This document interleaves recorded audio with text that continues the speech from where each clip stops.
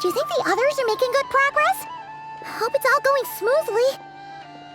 Oh, hey look! They made it back as well! Prince! Lama! How did it all go? All is well, thank you. Nefer and Yehoda had to stay at the curatorium to wrap things up, so they won't be joining us for now. I ran into Miss Anefa and Miss Aino on the way back. Their work is still in progress, so I suspect they won't be back for a while either.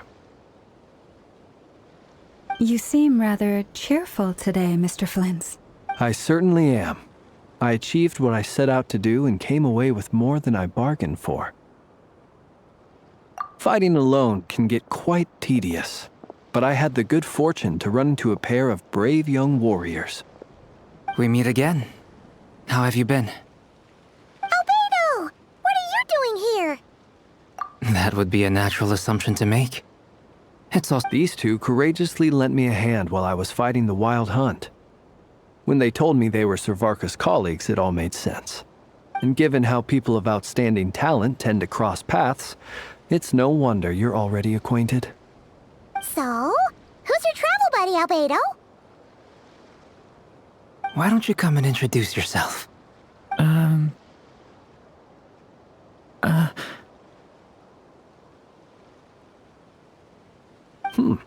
A gentleman of few words, I see. And a rather stern countenance. I presumed you were acquainted with him. Is that not... It's nice to meet you.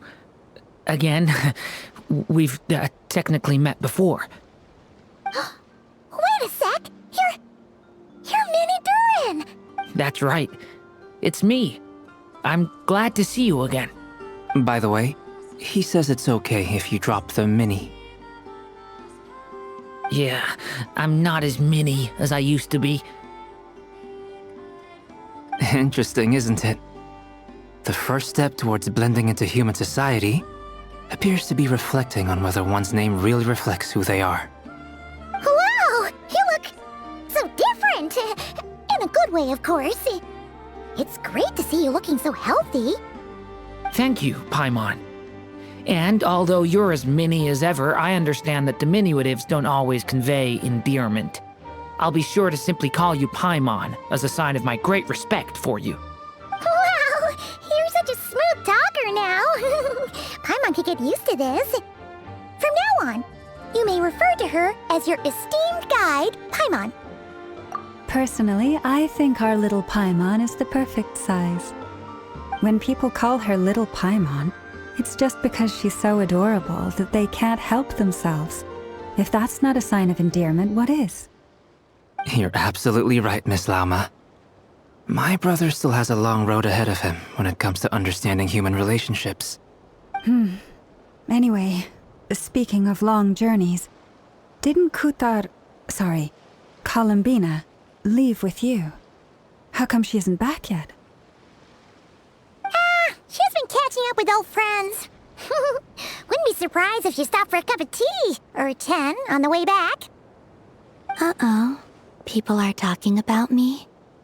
Hope it's nothing negative.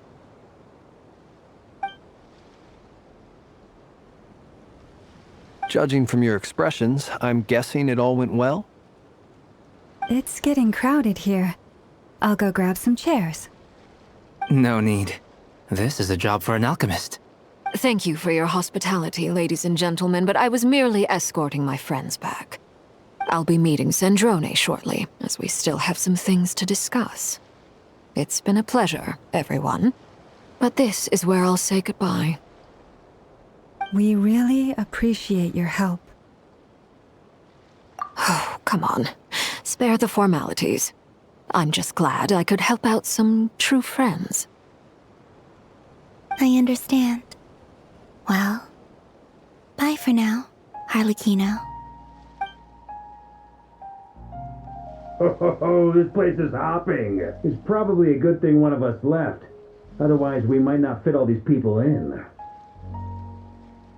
Are you saying we're about to run out of chairs? As a matter of fact, I am. Come on in and see for yourself.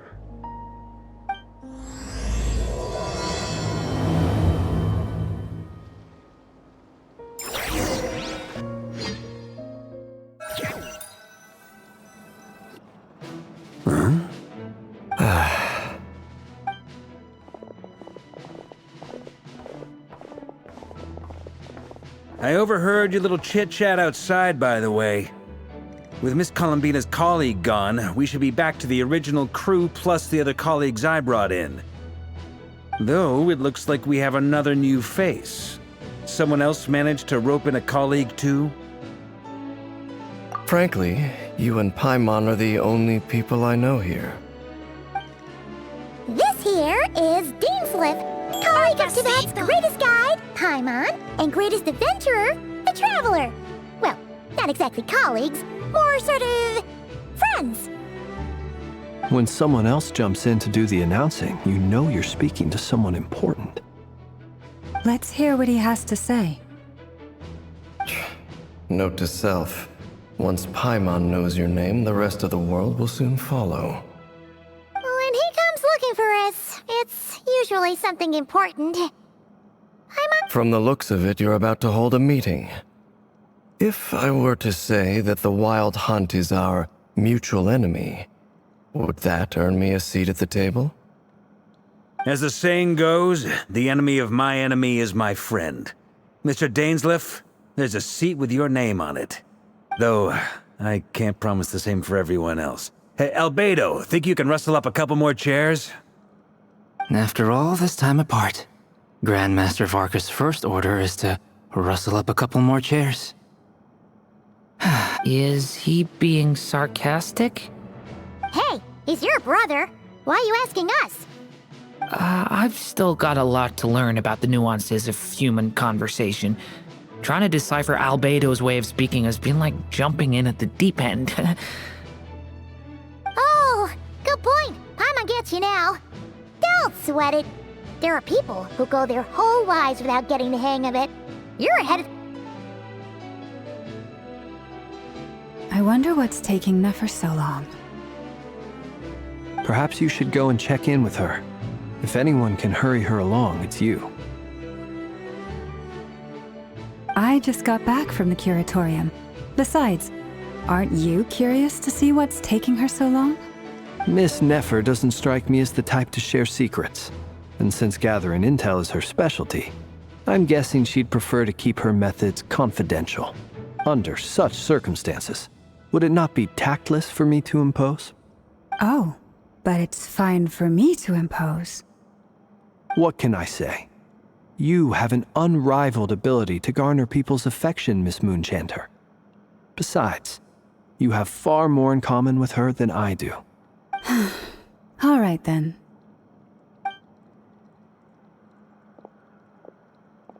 Impressive. She barely fought back at all. I admire your powers of persuasion, my friend.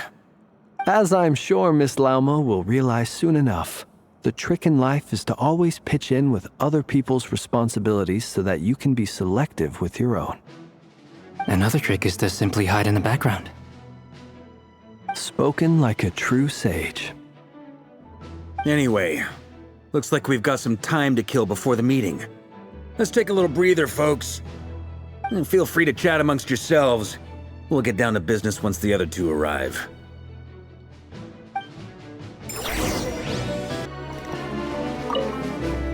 You're both awfully quiet. Why don't I start us off with an icebreaker? Much obliged. Have either of you ever had your portrait painted? If not, I'd be glad to help. That sounds like a lovely idea. You know how to paint, then? I dabble occasionally. He's an excellent painter. Tables, chairs, people, dragons, you name it. He'll paint it for you. I'm flattered. If I ever get the chance, I'd like to give it a try myself. I'll bear that in mind. Anyway, how about you, Durin? What sort of portrait would you prefer? Oh, I'd be fine with anything. Whatever style feels best to you. Very well. Then I'll play it by ear. You can replicate any style I want? I can try. If you show me a sample, I'll do my best to match it. Thank you. In that case, I'll dig up some reference material for you.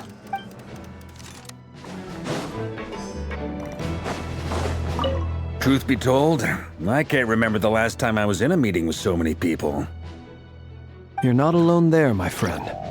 The Lightkeepers also struggle to bring everyone together for a serious discussion. I don't doubt that. I've only ever met two Ratniki, one being you, and the other being that young guy, Itlua. Itlua is a good apple. I'll give him that. He's kind, honest, and regularly delivers supplies to my lighthouse. A true Ratnik to the core. And that... So you're what?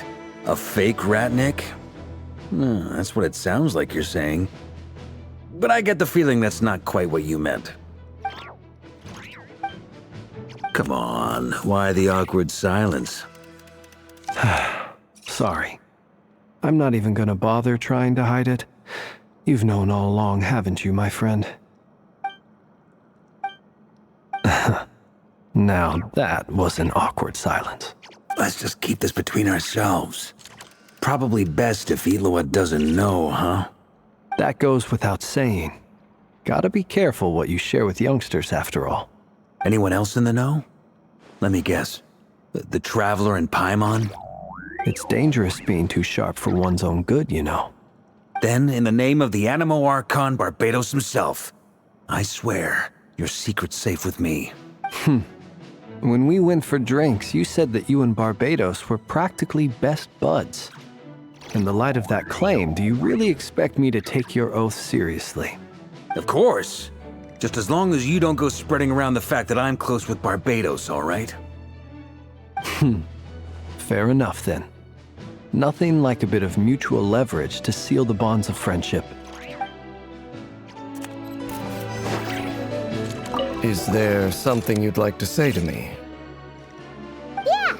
For starters, why'd you just show up here without even giving us a heads up?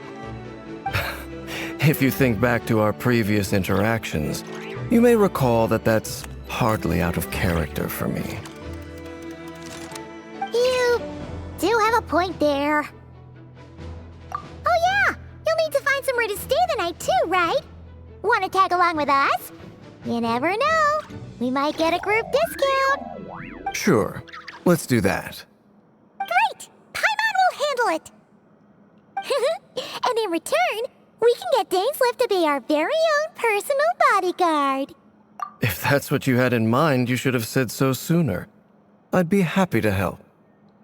Oh, okay then. Paimon was only kidding, but good to know. Anyway, since we're all here together, we might as well watch each other's backs. That's just what friends do, right?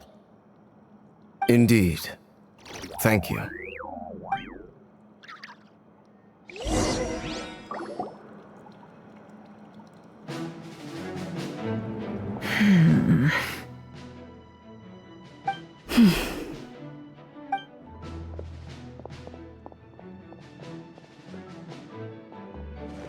Ah, Miss Nefer. You made it after all. But what about Yehoda? I'm here to give you an update on how things are going on our end. Once this is over, I'll be heading straight back to continue my work. I left Yehoda back at the curatorium to watch over things while I'm gone. Huh. So much for just this once. Shh! Not so loud! We're on a roll here. What if she remembers and suddenly decides to back out? Did you say something, Mr. Varka? Huh? I didn't say anything. Right, Flint's? Must have been a frog. They get so noisy around here at nighttime. It's like they're putting on a concert in the background. Anyway, before we begin, there's a few introductions to make.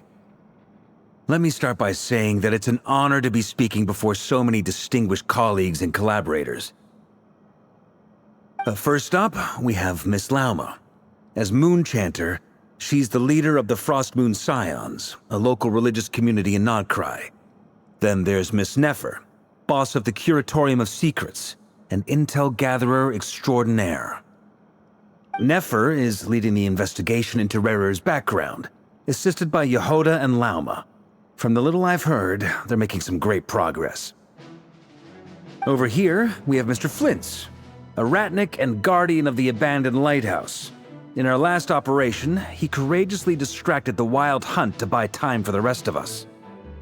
For those of you who've never met, this is Mr. Albedo, a renowned alchemist and captain of the Knights of Favonius investigation team. By his side is a new face for us all, myself included, Mr. Durin, who's... Next up, we have the Moon Maiden and former Fatui Harbinger, Miss Columbina. Then we have the Traveler, who's earned more titles than I could possibly hope to list out, so I'll spare you the rundown. And Paimon, the ultimate travel companion and quite possibly the best guide in all of Tevat. Wow! That's a lot of people! Great turnout! Miss Nefer, it looks like you might have another job coming your way, so, congratulations on the booming business, I guess. You think I haven't got enough on my hands as it is? Who's looking for me now? That would be me, Miss Nefer. I have a commission for you. And you are? Who I am doesn't matter right now. What does matter is that I'd like you to gather more intelligence about the Recher of Solnari. Well, it's not as if we never take on anonymous commissions. But in your case, I'll have to decline. I'm gonna take a wild guess and say your job's probably more hassle than it's worth. It's my eyes, isn't it? Conrian, I assume. And what's with the mask? Are you trying to hide your identity? In any case, the fact that you're even still alive raises an awful lot of questions for me. My name is Dainsleif. And yes, I am from Conria. As I'm sure you're aware, the Recher of Solnari's real name is Rerir. He was once an acquaintance of mine. Really? Then you must have been quite an influential figure yourself. You flatter me, but none of that matters anymore. My point was simply to clarify why I have asked Miss Nefer to investigate Rerir's background. So you're both from Conria, and it sounds like you used to be friends? What am I missing here? Surely you already know how he became one of the Five Sinners. I'll tell you everything I know. The history of Conria, the names and identities of the Five Sinners. I remember it all like it was yesterday.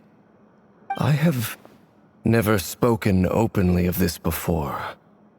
But the truth was exactly as people say. The Five Sinners were each driven by their own desires, and it was by playing upon these that the Abyss tempted them to their fall, tearing Conria apart in the process. The visionary, Vedifenir, who wished to foretell the future. The wise, Haroptatir, who sought limitless knowledge. Gold, Rheindotter, who desired to create life.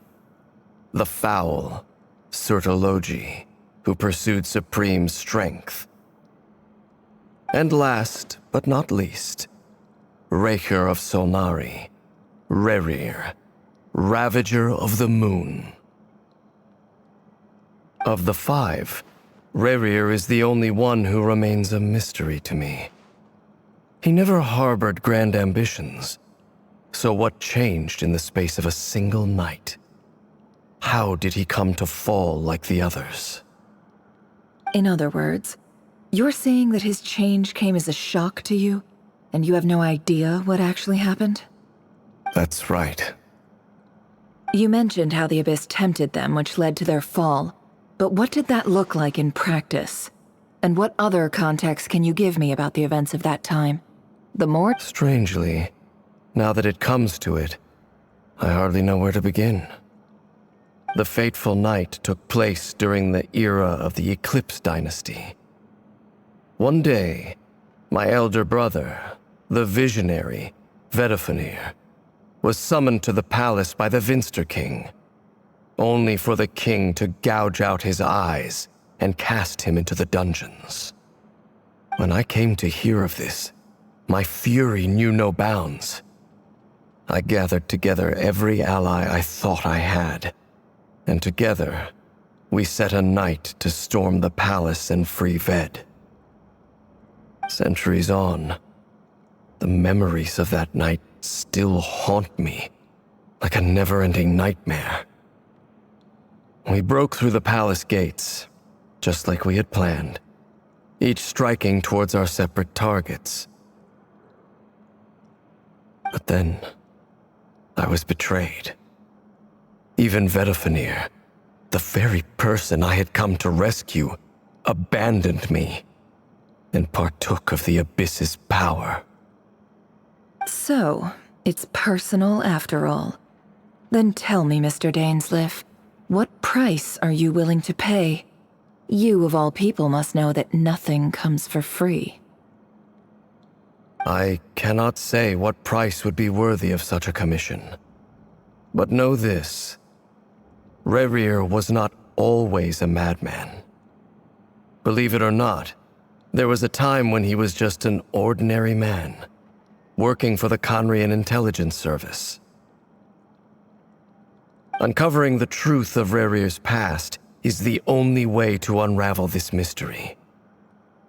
But before you decide if you will accept my commission, I will tell you more about him. Enough, I hope, to help you plan your next move. Sounds pretty good to me. Feels like we just flagged down a random passerby, only to discover he's actually a master strategist who has a score to settle with our enemy. Can I borrow your halo? It could be useful in the lighthouse. Hey, enough with the wisecracks! Besides, isn't that lamp of yours bright enough already? Relax. It was meant to be a compliment. If that was a little over the top for your liking, I'll make sure to tone it down next time. I'll give your proposal some serious thought, Mr. Dainsleif. Let's speak in private once the meeting is over. Before that, there's a few things I'd like to share.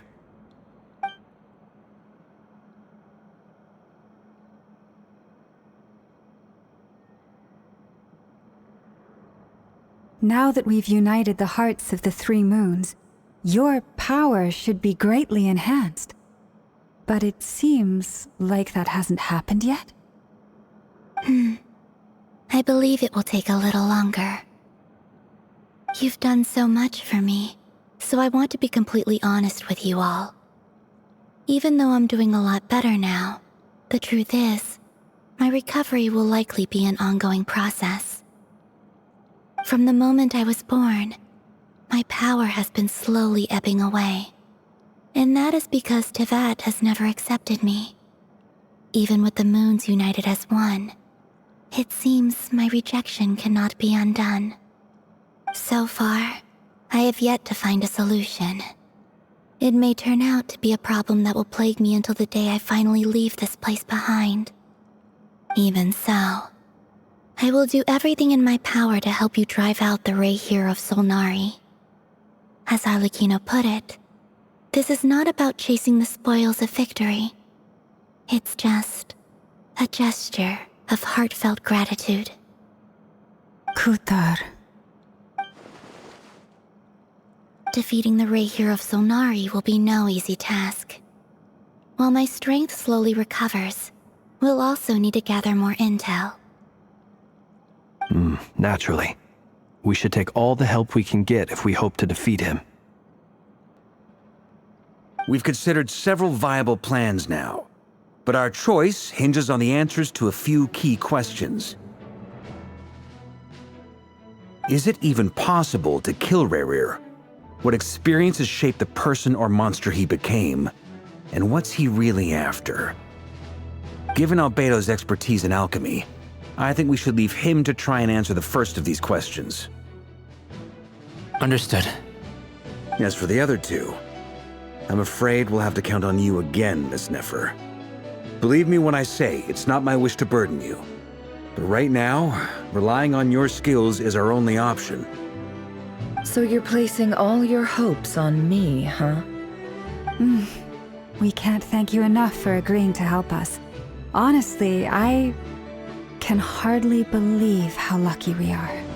You sure have a talent for changing your tune, Miss Moonchanter. Timid like Yehoda one moment, then Flintz's insincere flattery the next. Ladies, please. I must object to your portrayal of me. That's all. Feel free to keep bickering. Just pretend I'm not here. I almost don't want to leave this room. I have faith in you, Miss Nefer. Something tells me you'll stand by us until the very end. Oh? And what makes you so sure of that? What if I suddenly decide that my compensation is insufficient? This isn't about the money. I can sense that you've got a deep-seated distaste for Rerir. And knowing you, that alone is motive enough. Look at them getting along so well. Like two peas in a pod. And I'm the one they accuse of insincere flattery. Miss Lauma, you have to understand something. Unlike you, I don't actually enjoy having everyone's hopes on my shoulders. Is that right? Well, maybe the fact that I'm willing to put my hopes in other people says more about me than you. But the fact... Anyway, we've got our plan, so let's get moving. Mr. Dainsleif, let's talk. And Traveler, once we're finished, if you've nothing else planned, I'd like you to come with me. This whole experience is teaching me a lot. For instance, I now know that when other issues come up in the future, I'll have far more luck getting Lauma to convince Miss Nefer than trying to do it myself. Hate to say it, friend, but that's one of the funniest things I've heard in a while. Why? You think I've got it wrong? Quite the opposite. But what makes it so hilarious is how long it's taken you to realize.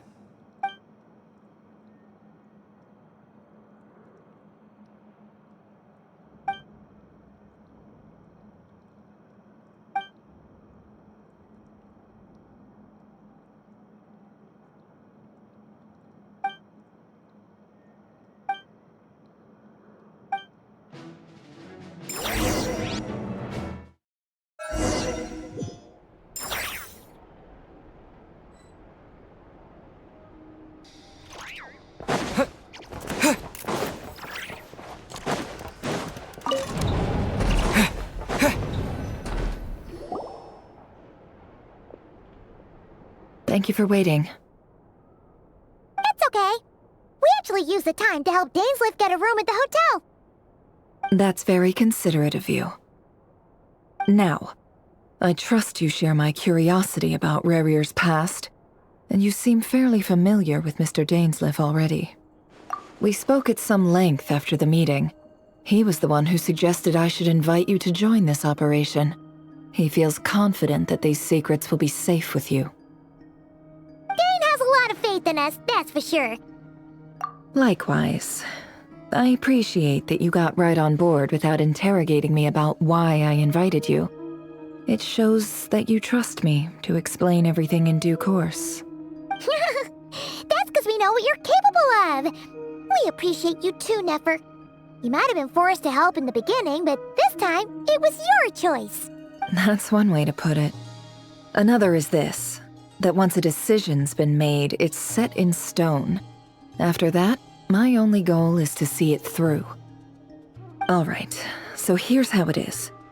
I'm going to access Rerir's thoughts again using my confidential method. Now, I'm sure you've seen things like this before on your travels, so you're surely well aware of how dangerous it can be. The reason I've gathered you all here is to ensure my safety during the proceedings. I plan for us to enter the fragment of his consciousness together, and once inside, I will focus on searching for information. Think of this as a diving expedition into someone's brain. If I'm the diver, you are my safety equipment, tasked with keeping me alive while I'm under the surface. Once the ceremony begins, we will all be spying on privileged information. But in the interests of safety, you must remain absolutely silent at all times.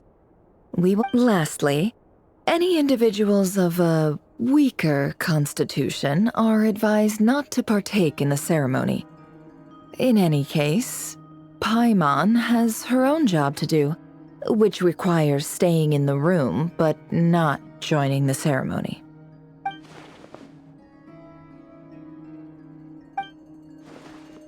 Well, good luck, everyone! Sounds like all Paimon can do is cross her fingers and root for you guys. There's a little more to it than that. I was being serious when I said you have a job to do. While the rest of us are inside Rarir's mind, it's imperative that we have a team member on the outside. In the event that something goes wrong, you will be our first responder. I don't anticipate any issues, but the extra level of safety will be greatly appreciated. I second that.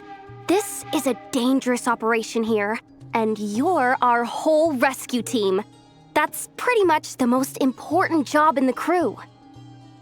So, Paimon's like the lifeguard? Yeah, that makes sense. All right, got it. Good. Please, take a seat. We'll get started momentarily.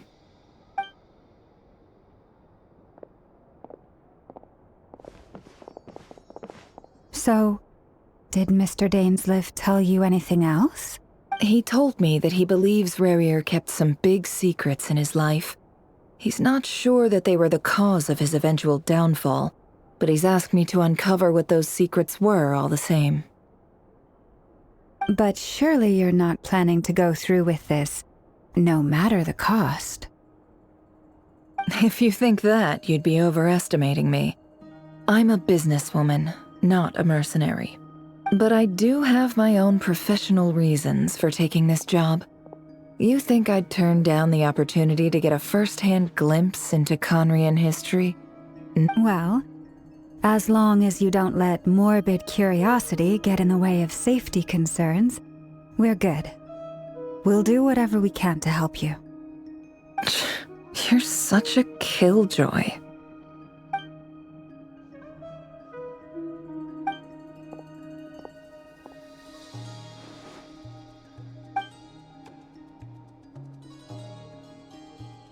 All right, I'm good to go. All set over here, too. Promise, Paimon, you'll be extra careful.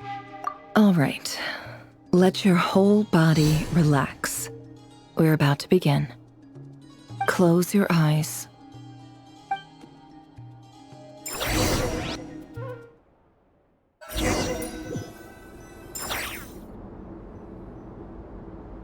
Phew. Could this be his office?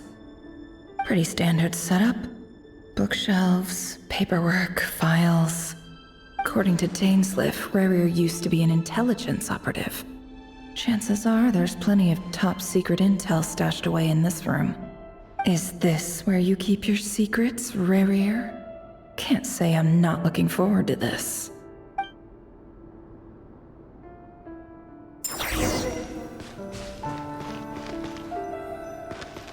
He looks even gloomier than last time. I wonder what's changed.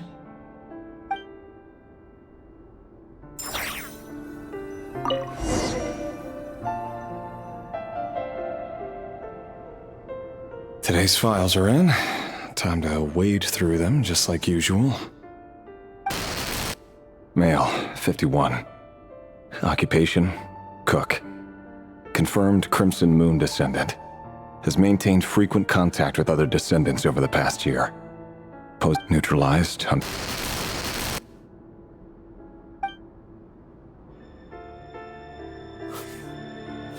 This one should be archived under purged targets.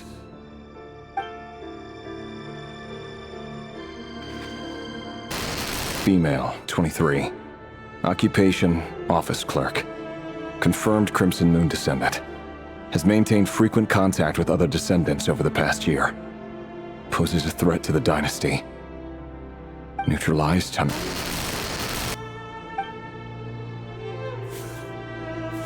Another one for purged targets. Sounds like she was that other man's daughter. Never mind. What's it got to do with me?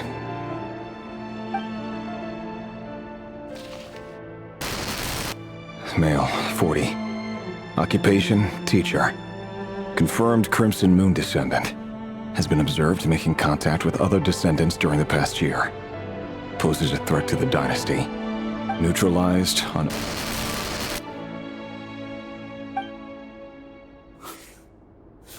Just another nobody for the archive. Come to think of it, I remember surveilling this man. A case like his never would have been considered a priority in the past. Huh. He barely even interacted with other Crimson Moon descendants.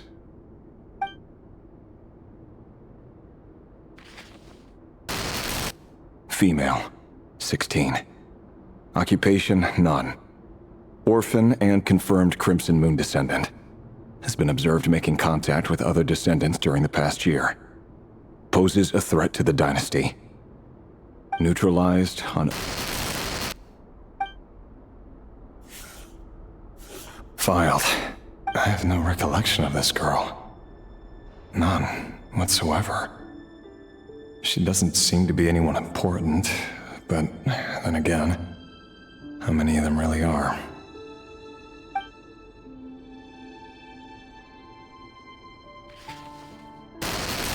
Female, 13. Occupation, none. Orphan and confirmed Crimson Moon descendant. Has been observed making contact with other descendants during the past year. Poses a threat to the dynasty. Neutralized on...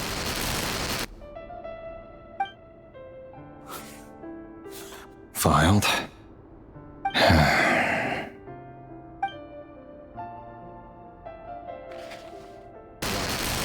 Male, 11. Occupation, none. Orphan and confirmed Crimson Moon descendant. Has not been observed making any contact with other descendants during the past year. Poses a threat to the dynasty. Neutralized on...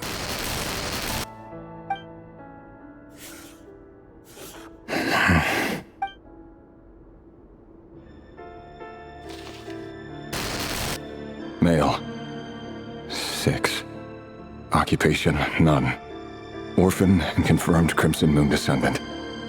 Poses a threat to the dynasty.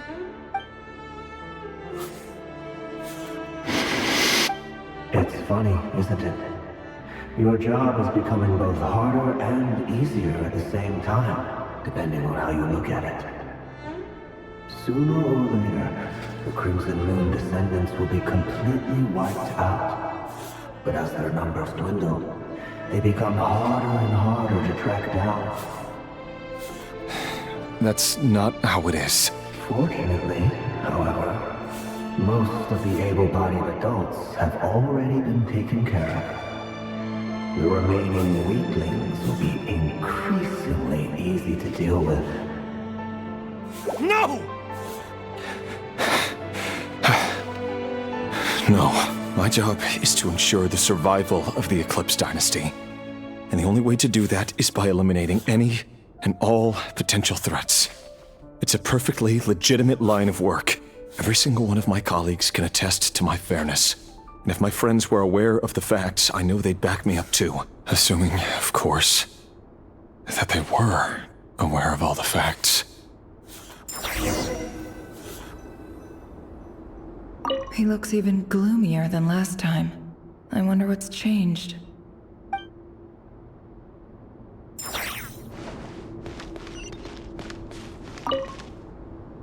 A box containing a ring inlaid with a precious gem. Must be for his girlfriend.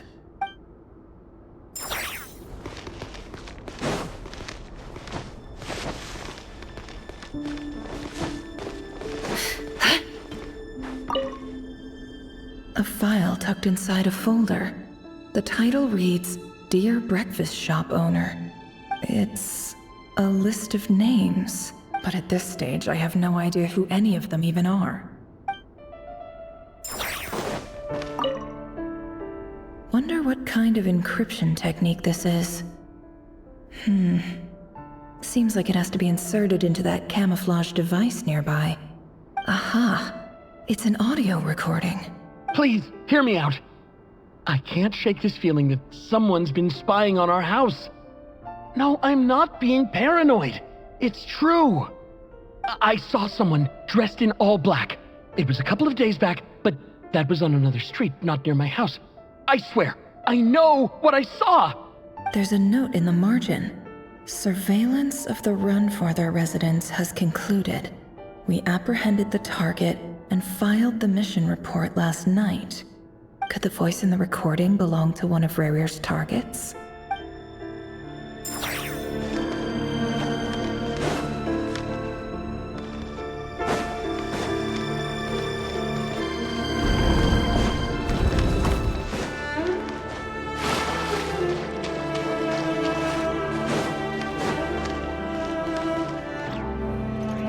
Mr. Vedifalnir?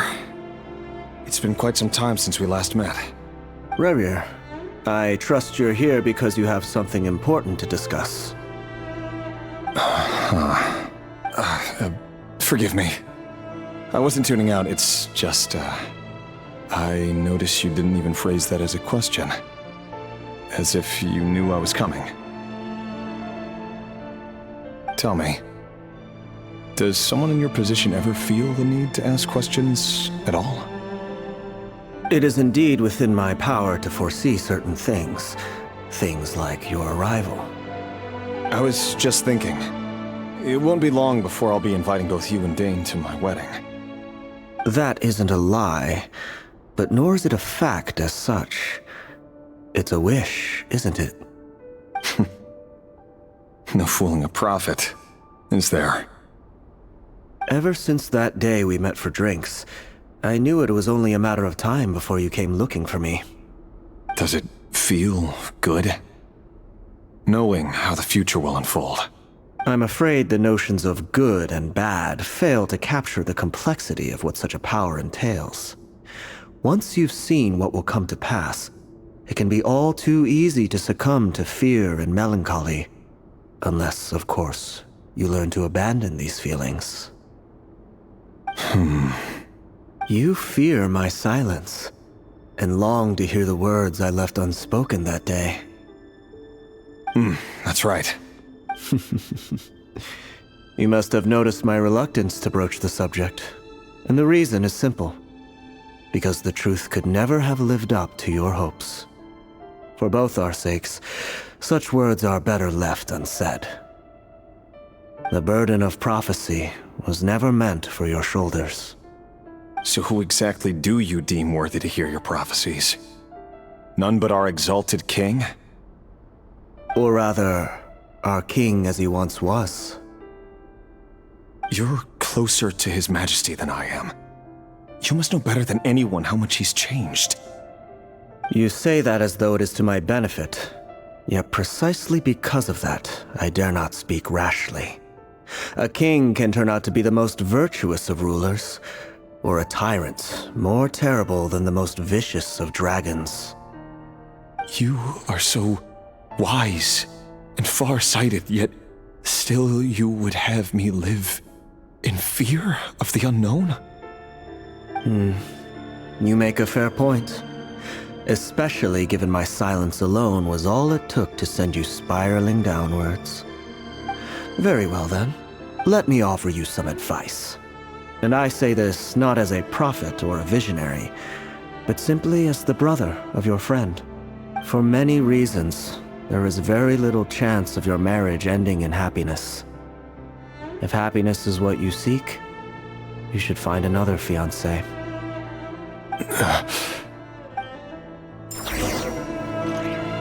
Hold on. There's that same black fog again. Could this memory belong to Thelindis? Guess I better tread carefully.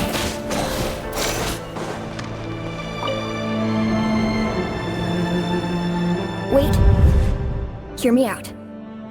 This time we finally got a clear look at his face and learned his true identity. His name is Rarir, and he claims to be one of the king's guards. What did you say? A cruel irony, isn't it? The man you're set to marry leads a double life as a brutal executioner. Why are you telling me all of this now? Simple. It's because I want you to kill him. You are the only person he would never suspect. No, absolutely not. I would never dream of doing such a despicable thing. So you'll just stand by and watch him slaughter us to the last.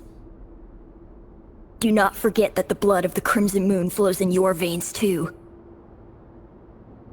The blood of the Crimson Moon? What does that matter now? The dynasty has long been dead and gone. You think that alone is reason enough for me to throw away everything I have? Why wouldn't it be? You too were once a child of the Crimson Moon, just like me. Don't tell me you've never felt so much as a flicker of fury for the way we were trampled into the dust. As long as you promise to abandon this pipe dream of restoring your dynasty, I can try to persuade him. Or have him persuade the Vinster King. Persuade the Vinster King? Do you even know why he's so obsessed with hunting us down? Why he keeps trying to force us to hand over our secrets? Over and over again? The Vinster King. A blind fool. His eyes clouded by powers from beyond this world. A petty little man with a miser's heart. And he dares to sit upon the throne? Mark my words. Sooner or later, Conria will fall. And it will— if you can't bring yourself to do it, so be it. Just you watch. It won't be long before calamity descends upon us all. The Rehir of Solnari. That really is quite a secret you've been keeping from me, Rerir. But who am I to talk? Am I really any better? I've kept my own past a secret this whole time too. Love should be built on honesty. But ours was born from lies. And yet, is it really so wrong to hide things that would only make life harder? If we don't cover up the parts that no one else should see, how can we go on pretending to be normal? Vedifulnir must have known all this. And that's why he made his prophecy. In the end, nothing stays hidden forever. But I won't just sit by and watch this disaster unfold. I'll do everything in my power to protect what I cannot afford to lose. No matter who I have to face.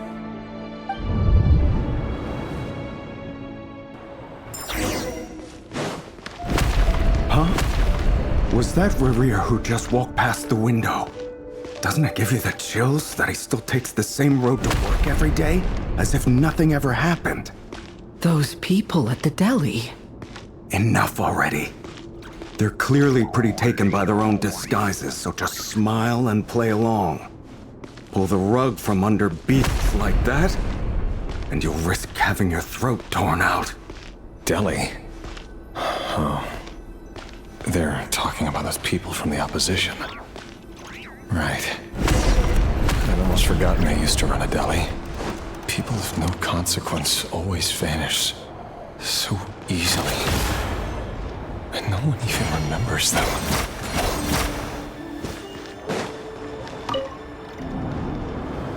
But surely you can see he's not the man he pretends to be! So many have died already, and they say that the king's madness grows with each passing day. We're not going to survive this, are we? But why does it have to be this way? Do we really deserve to die just because of the blood that runs through our veins? Felindis, are you even listening? Sorry, Freether. My mind was off wandering. I heard you, though. You're talking about what Rerir said. He's just following the king's orders. He's a secret agent, and it's his job to hunt down rebels and dissidents. By the time you first met him, he'd already taken lives. Maybe he was using you from the very beginning. No. Rerir has no idea I have anything to do with the Crimson Moon. My family are only distant relatives of the main lineage, and besides, my eyes are perfectly ordinary. Truth be told, apart from my teacher, pretty much no one knows I have any connection to any of it. But as Orlog said, who could possibly talk sense into that raving lunatic of a king? No one. I'll work something out. Trust me, I'm with you all. But for now, You need to keep yourselves hidden. Don't let anyone find you, anyone at all. Don't forget that Rerir is an Eclipse operative. You need to be extra careful when he's around. And when I am too. For now, don't come looking for me. And if anything happens to me, just act like we've never met. If even you can't escape this, what hope do the rest of us have? But after all this time together, surely he wouldn't lay a hand on you. I won't speak in his defense, nor can I give you a clear answer to that question. But I'll do everything I can to put an end to this. Here, hold on to this. If an opportunity to escape presents itself, take it. You'll be glad you took some spare change. You call that change? But what about you? I've got a job, and there's still money coming in. But you can't go anywhere right now. Please think about yourself for once.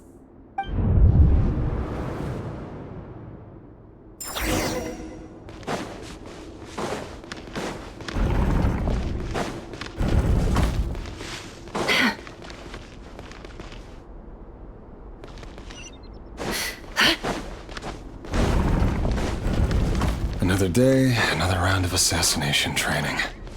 Training ground is just beyond this hidden passageway. When you kill a person, doesn't it bother you when you end up covered in their blood? Why would it? Aren't we all just walking blood bags? But not everyone is accustomed to hunting down others like prey. You've been a hunter for so long now, you seem to have forgotten that most people don't just go around killing one another. Leave me alone.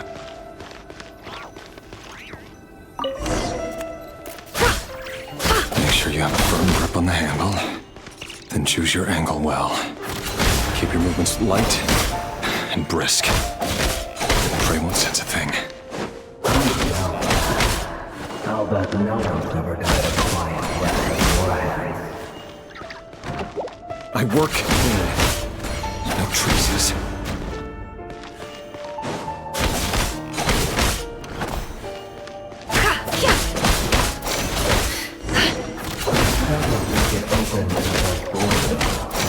The king is happy right now. That won't happen. When king, ever since he fell under the spell of that power, in the beginning, he only had to take out a handful of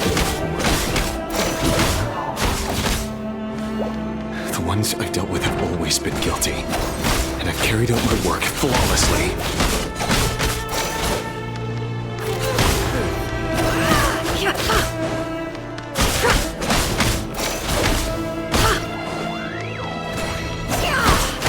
No more lies.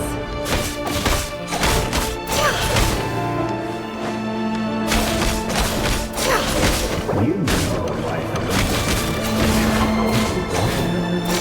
was it because you didn't trust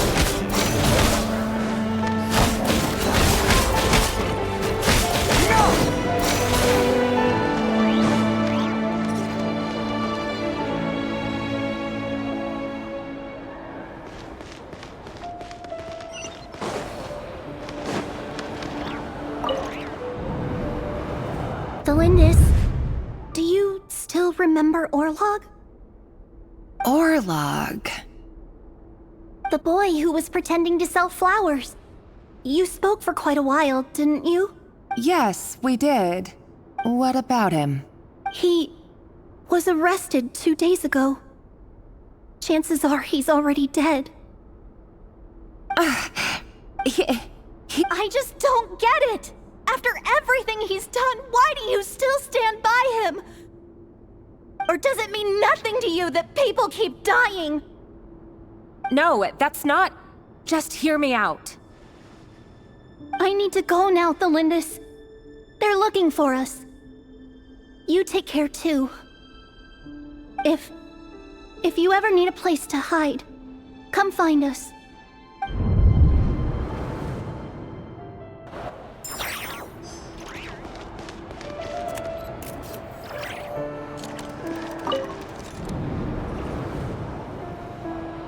Author, Thelindis. Over the course of this week, the research object was subjected to interference for a total of 47 hours for experimental purposes. The results are as follows. All subjects of observation that were sent inside have now... The situation within is proving more problematic than anticipated. No progress whatsoever. What now? Won't you give me even a glimmer of hope? Things are getting worse by the day. I have to find a way or we'll all be in danger. But I... If all this research comes to nothing, what then? Sooner or later, it'll be my neck on the line. But could he really bring himself to kill me? No. Surely he wouldn't have the heart.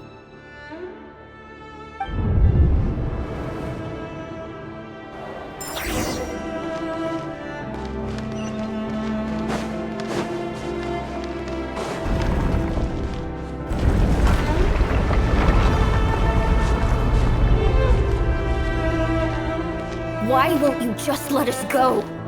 We don't even know each other. All we want is to live ordinary, peaceful lives. You want to live?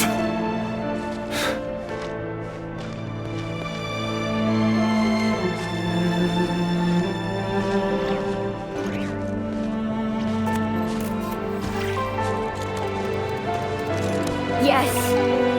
I just want to go on living. Is that really such an unforgivable crime?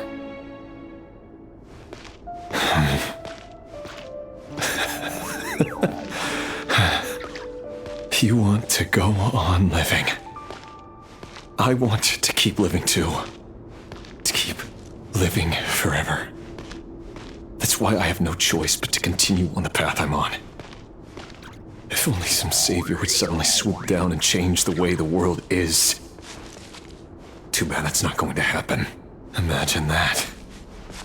If there really were such a person, you and I wouldn't be standing here like this, would we?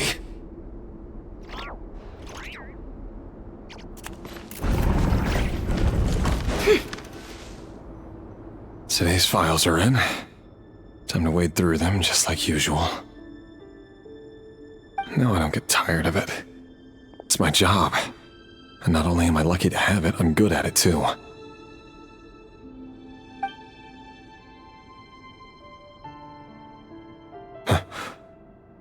Wait. Thelindis? No. No! No! Why? But you bear no mark of the Crimson Moon. How could you possibly have anything to do with them? It cannot be! A diluted bloodline. Carefully concealed. I see it now. You've been living in the shadows just like me. What a fool I've been. Numbing myself with talk of justice. Even imagining my friends would back me up. But in the end, Irminsul. Finster King! How far are you going to take this? From the direct bloodline to secondary offshoots? And then what? Today it's the descendants of the Crimson Moon. Who will it be tomorrow? Will you not rest until everyone down here is dead? No. This cannot go on. This is where it ends.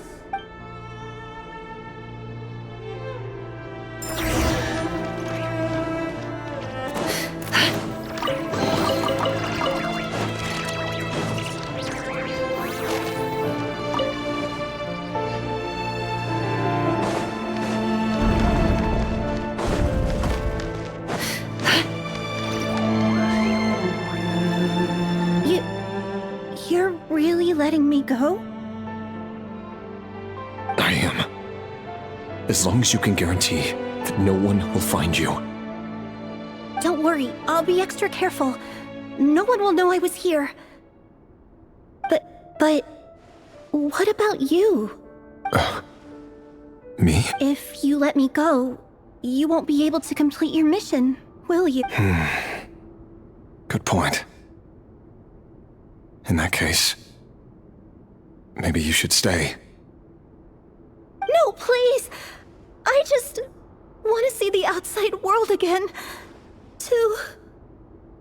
Go on living? Yes. I know you're a man of your word. So please, just let me go. If I let you leave, what will become of me? Just kidding. Go, now. But remember, don't let anyone know you were caught. We'll be seeing each other again very soon if you do.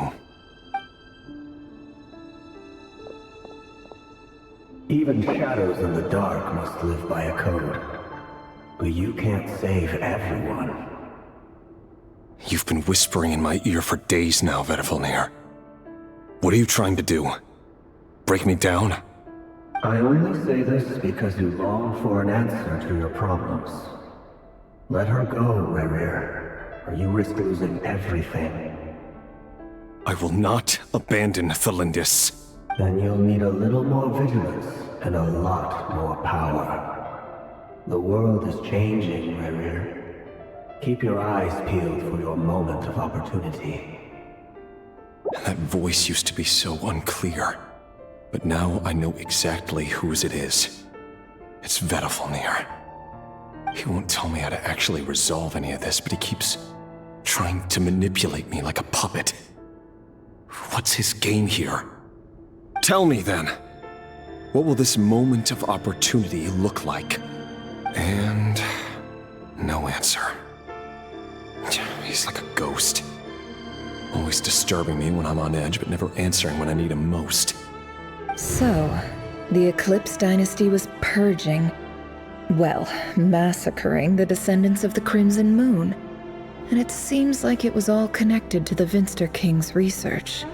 The King's obsession with abyssal power left the future of Conria hanging in the balance. No wonder every aspect of Rerir's life was so unstable.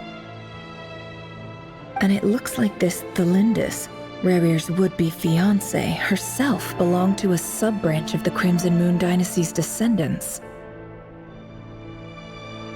It almost defies belief that a couple like them could hide the truth from each other for so long. If the Vinster King hadn't intervened in such a drastic way, they might have gone on deceiving each other for the rest of their lives. And why does Vedifalnir, Daneslif's older brother, keep talking in Rerir's head? This guy kept more secrets than I ever imagined. The human mind is like a vast desert of shifting sands. When you follow the flow of someone's memories, you only ever see the parts they're willing to let surface. Time for something a bit more creative. We've been inside Rerir's mind this whole time, building up a picture of his psyche.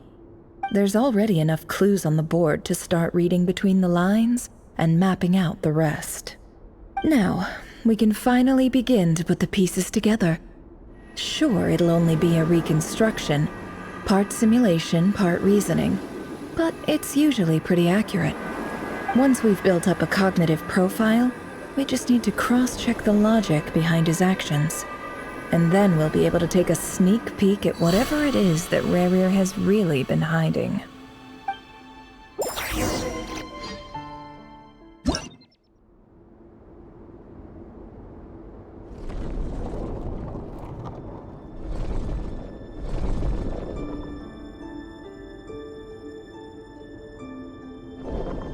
Rerir, are you there?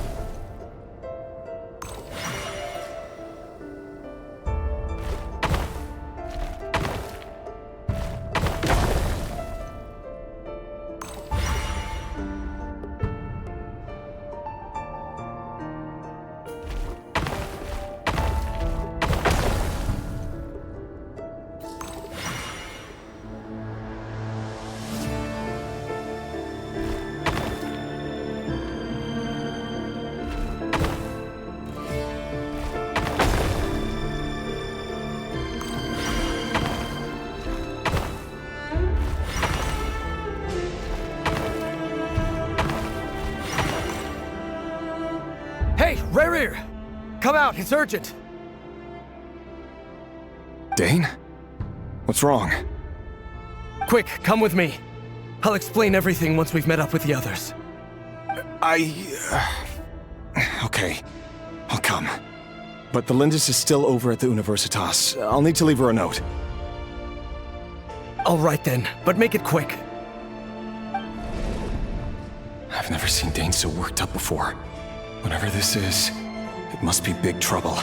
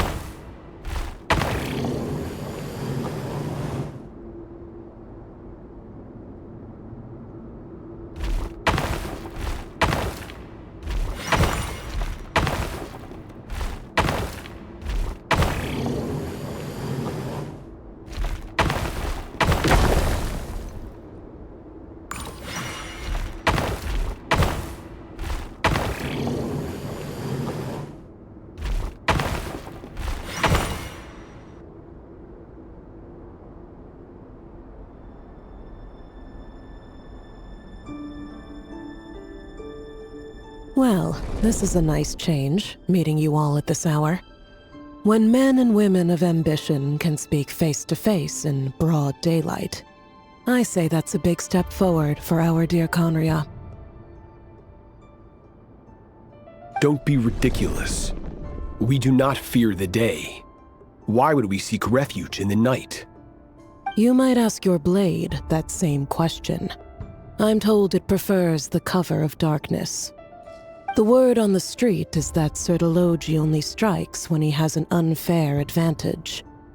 But that is patently false. I see you're missing an arm and a leg. Surely only a fair fight could explain that.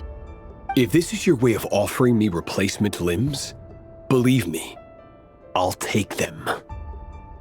Oh, we can certainly discuss that. With bioalchemy, anything is possible.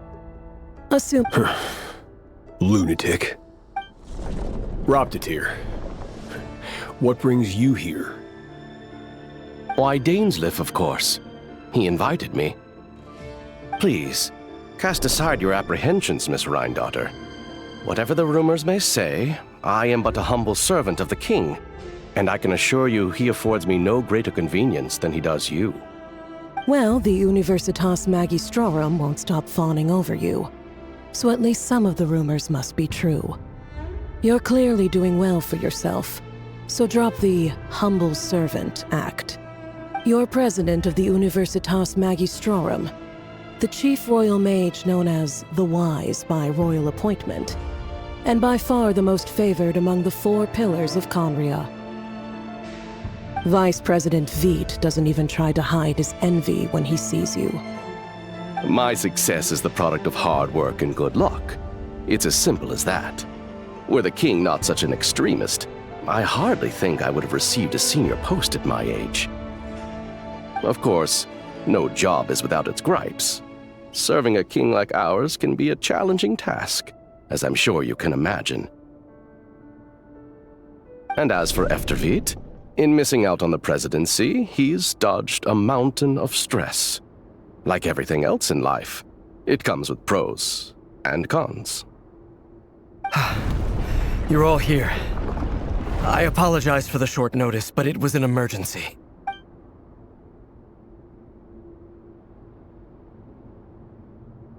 You must be Rerir.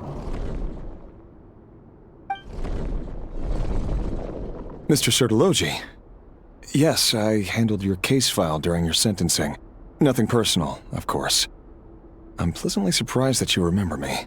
You're clearly a person of substance if you've been invited here.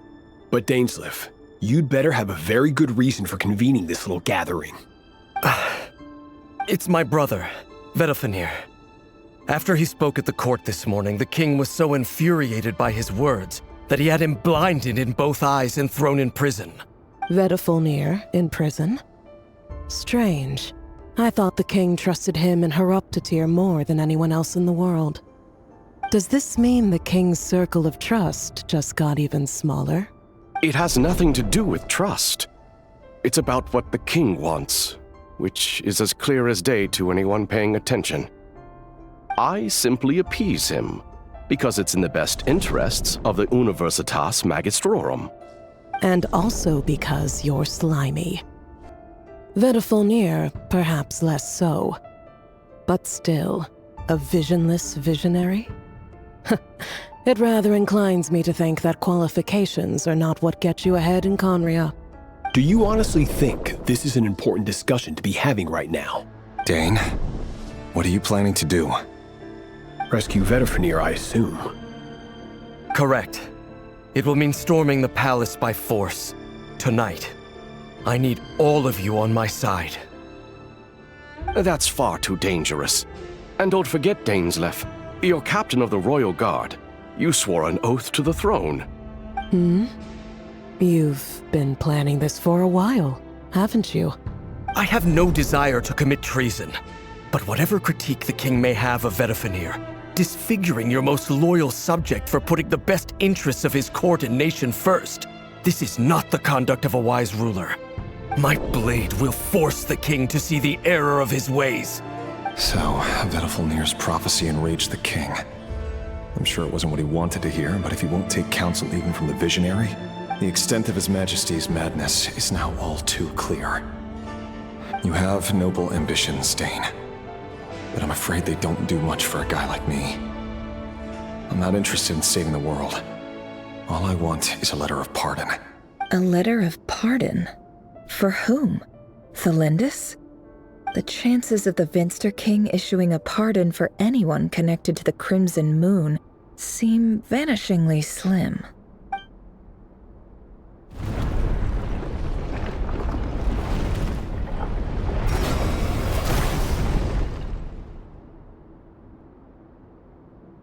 This black fog over the board must have some connection to Thelindis. But why is it taking this form? Does it have something to do with Rarir's past? Another mystery I'll need to unravel.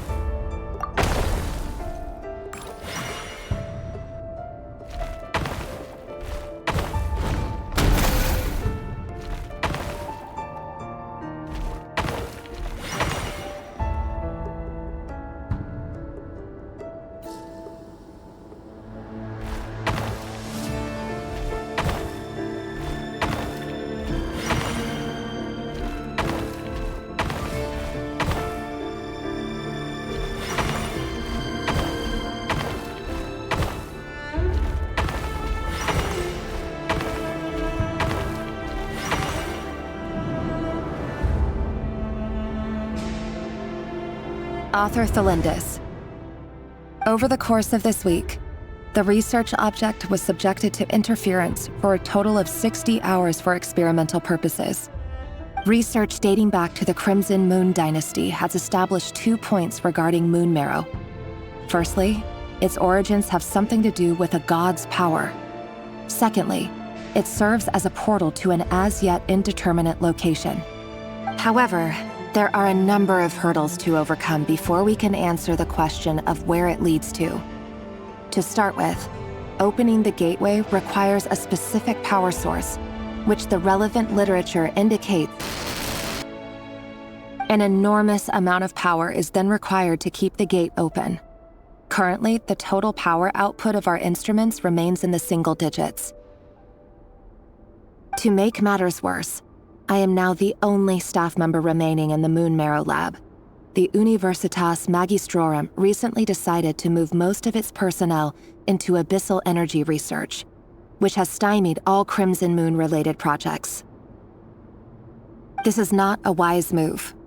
I have always maintained that placing all our hopes in a single source of power is risky, especially one as poorly understood as this. I apologize if this comes across as disrespectful. But as a Moon Marrow researcher, I desperately want to see the world beyond the gateway. If we really made it there one day, what would we find?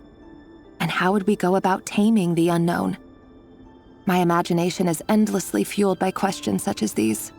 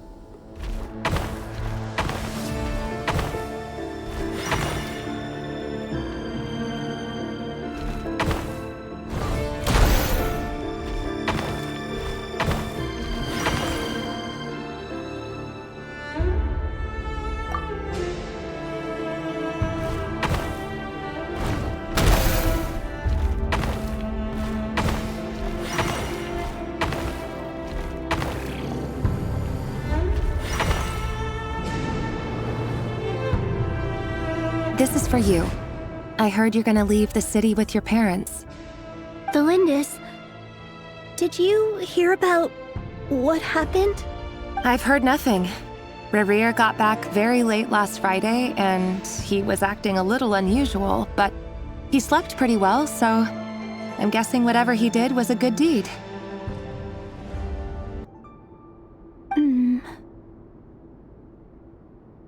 You never saw him, and I don't know what he did. And this conversation never happened. You understand? What if he finds out that you pried into his secrets? Don't be silly. I don't know what secrets he does or doesn't have. All I know is he's just a normal guy who happens to run some errands for the king. Are you scared of him?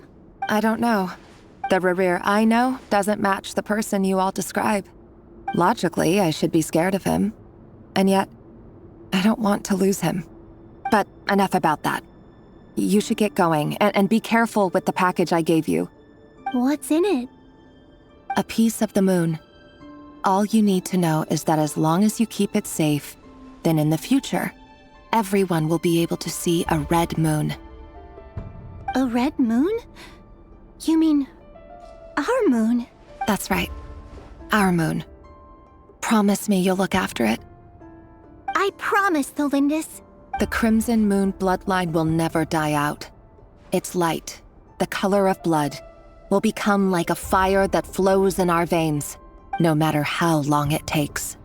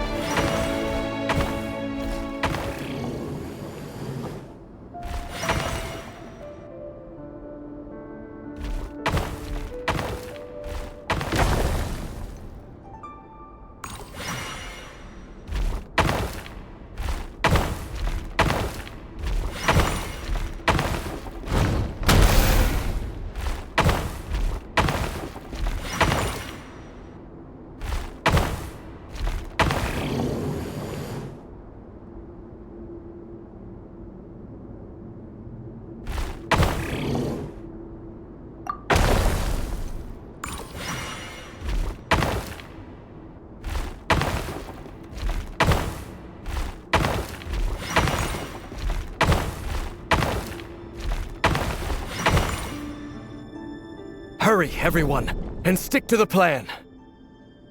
Sir Dainsleif, what are you? Is this treason? You know what happens to those who betray the throne. Please, don't do this! It is the king himself who has betrayed the throne. He has betrayed all of Conria. If you have any love left for justice in your heart, you should join me. It's showtime.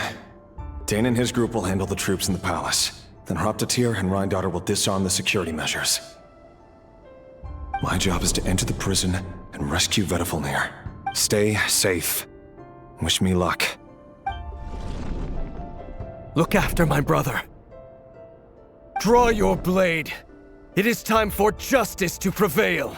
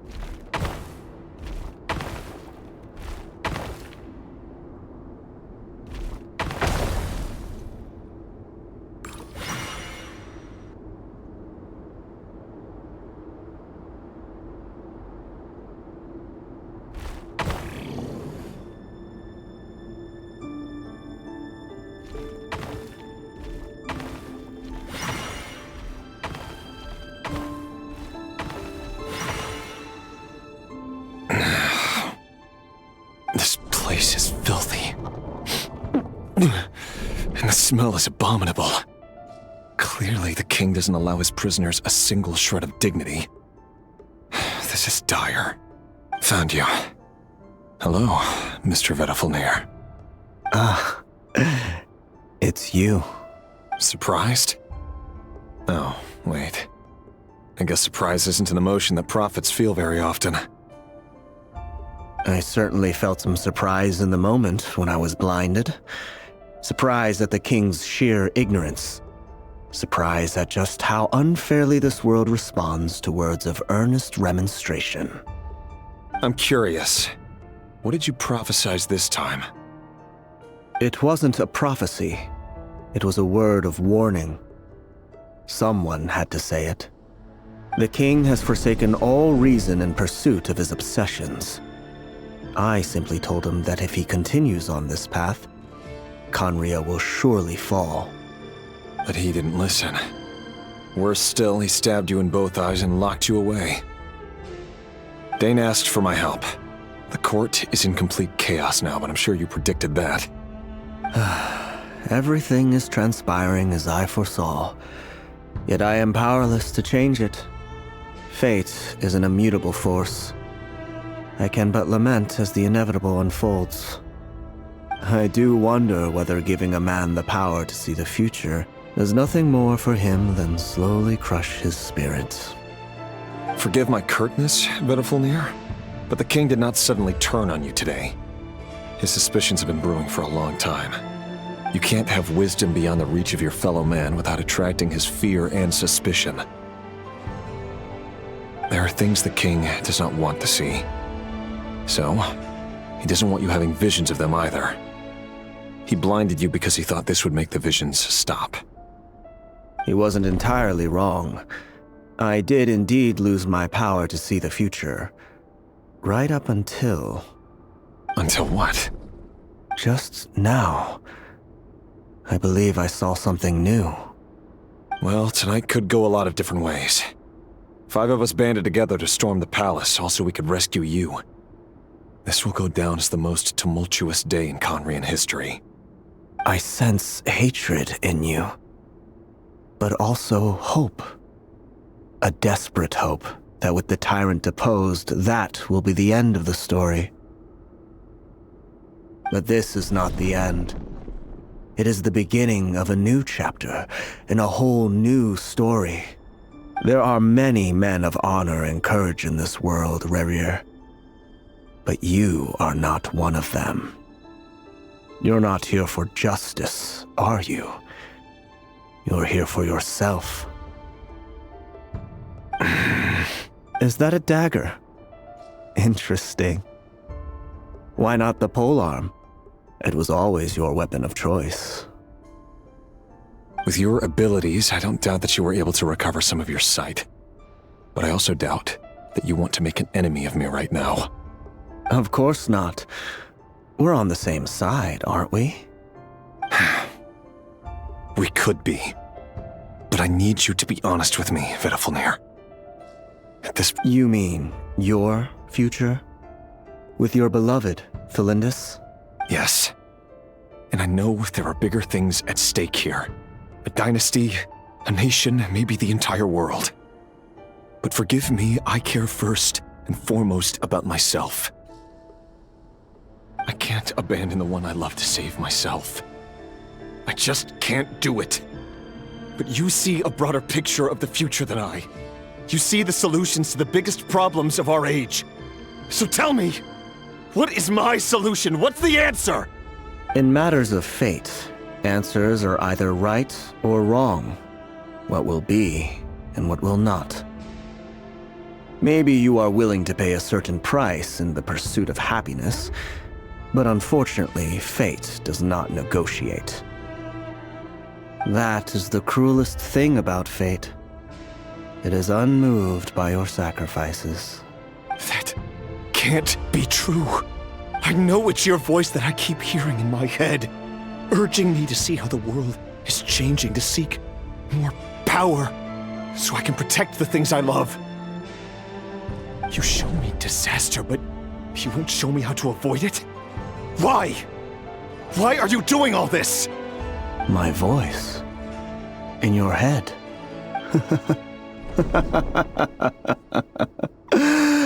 So, you hear it too? The voice that steals your mind, gains your trust, and drives you crazy. It turns out that we are not so different, you and I. Vedafilnir just broke into the strangest smile I've ever seen in my life, as if he'd discovered some monumental secret. But then he suddenly switched to looking extremely weary. Very well then. My advice to you is as follows.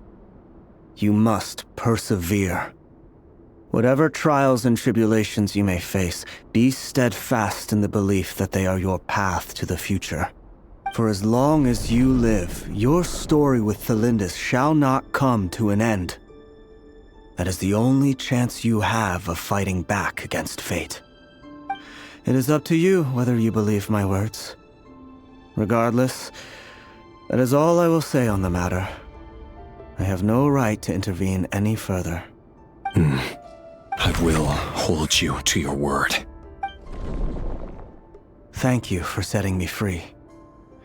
In return, I will tell you one more thing that you cannot afford to ignore. Just then, a strange wave of energy rippled through the city. We had no idea what it could mean. If I were you, I would head to the Universitas Magistrorum. The Universitas? Oh no! I'm sure we'll be seeing each other again very soon, Rerir. Whatever Vedafilnir said, I didn't catch it. I didn't even help him out of the prison. There was no time to lose.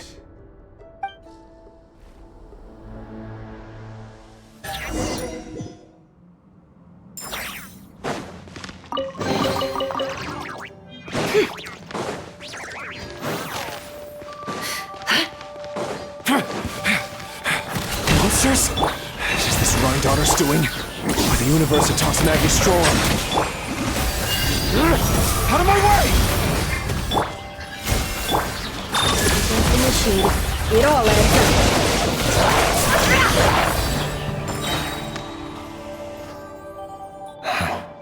The Universitas. That reminds me of a rumor I once heard. Allegedly, the king installed secret mechanisms in the palace and around the city. No one knows where they are or what kind of power they hold. But if they were ever going to activate, it would probably be on a night like tonight. Help! Help!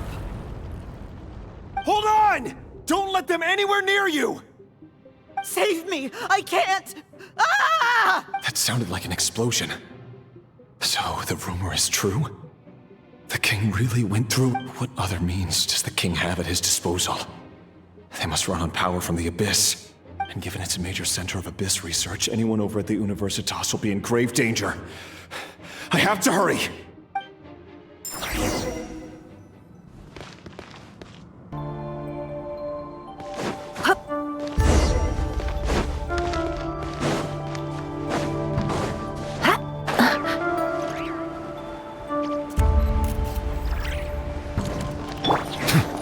Bow your head. Branch into song. Ultimatum protocol. Seek within. No more lies. It all adds up. Receive my blessing. Let the mighty be humbled.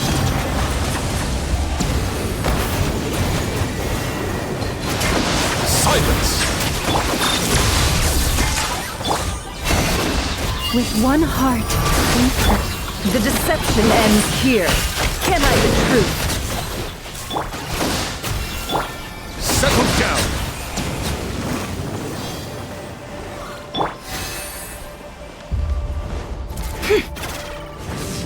No more lies.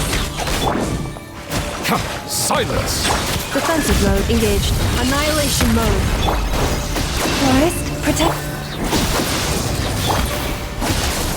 The mystery unravels. Can't hide the truth. By the frost moon of old.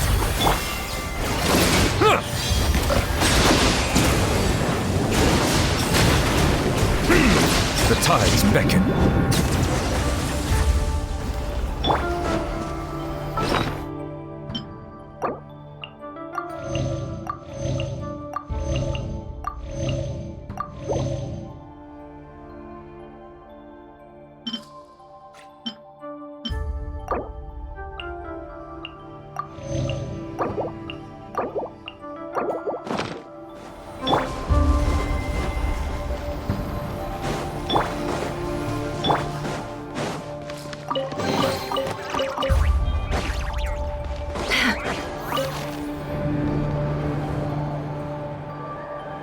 Monsters.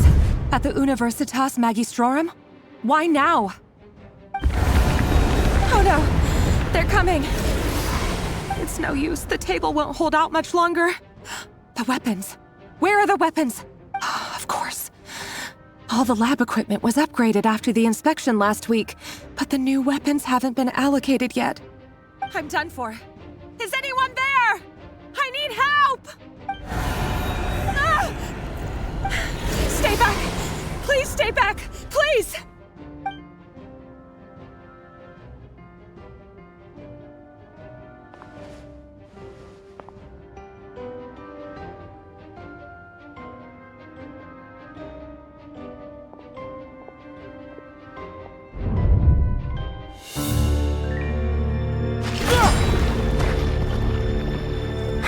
What's that?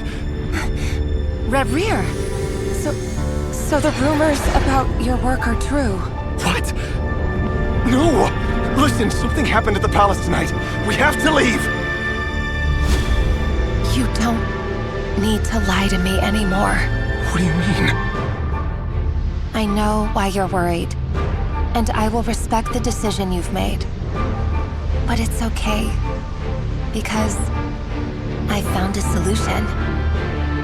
I know how to end all this. You can have it back. The normal life you so desire. But until then, I'm afraid our wedding will have to wait. Cylinders? No, don't do it! Cylinders! Cylinders!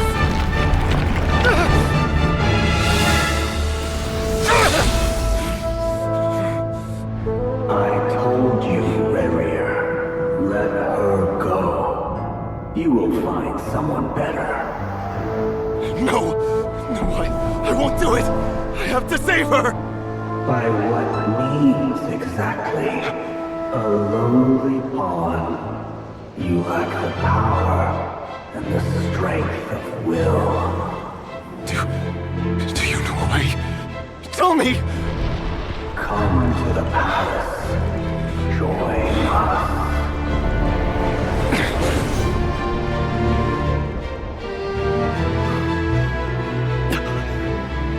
Rerir, thank goodness we... Step forth and take your share. You made it. Not you too.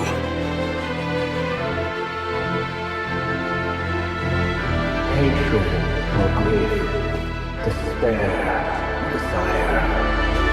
We all have our own.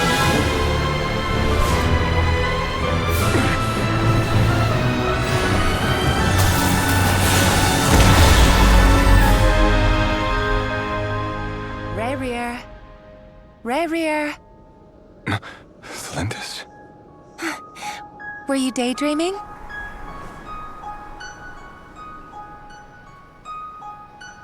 You still remember, Rerir?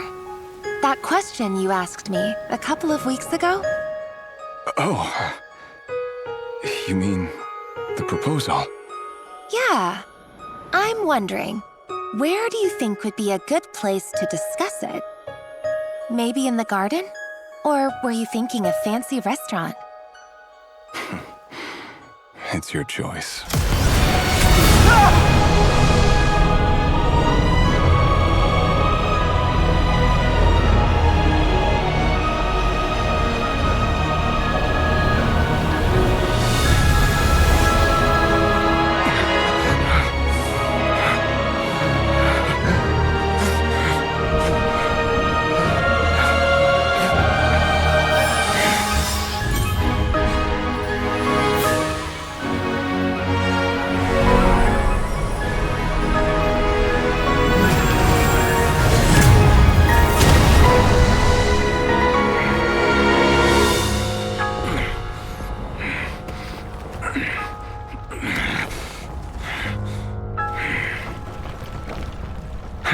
Find you.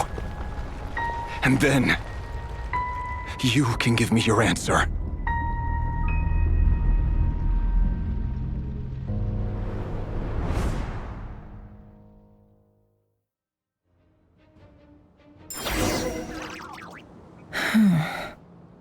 So that's how the Raker of Solnari was born. A monster created by circumstance is a monster all the same. Viewing other people's thoughts for too long can get uncomfortable. Right now, I'm feeling a strong sense of loathing. In a nutshell, the story of Conria is what happens when the truth falls by the wayside. Everyone tells little white lies, and before long, you have a huge pack of lies that destroys everything. Time to get back. His past is filled with sorrow, but the tale of any fallen civilization is one of endless tragedy. Cruel as it may be, that was Conria's fate.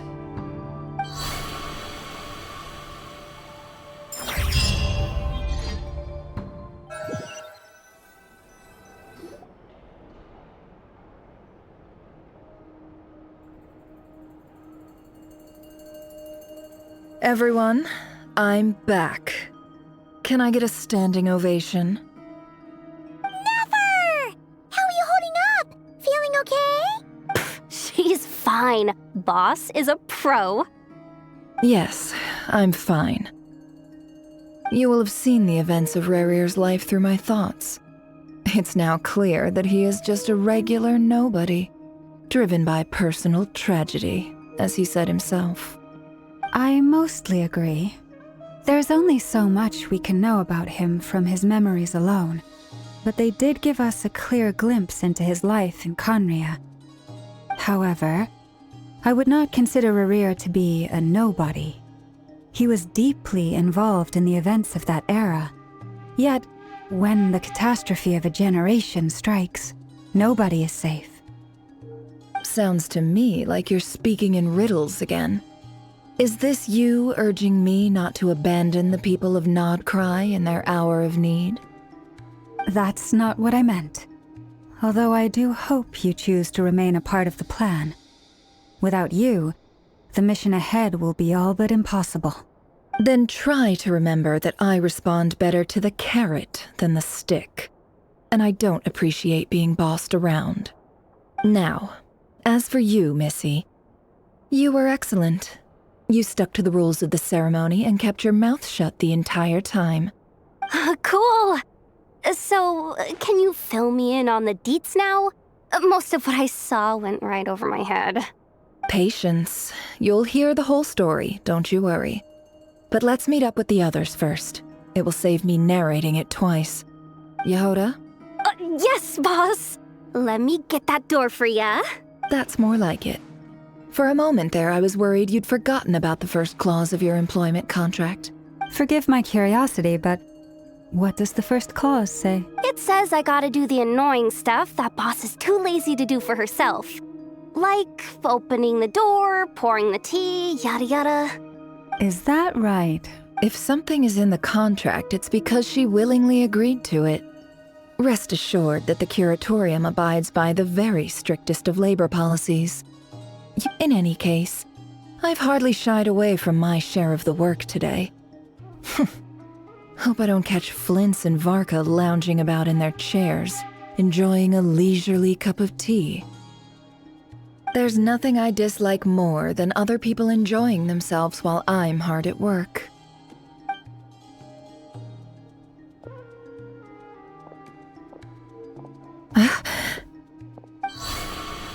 Oh no.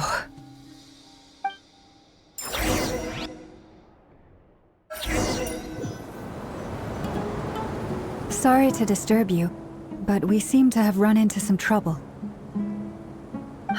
Evidently so. Don't worry, I'm not about to leave you to fend for yourselves. I'm not that kind of boss.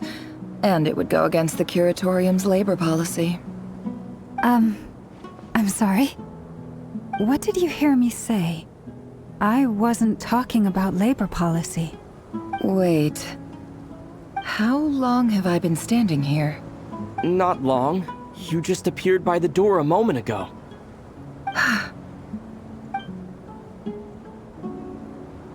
Boss, what's wrong? You look like you've seen a ghost. We've been tricked.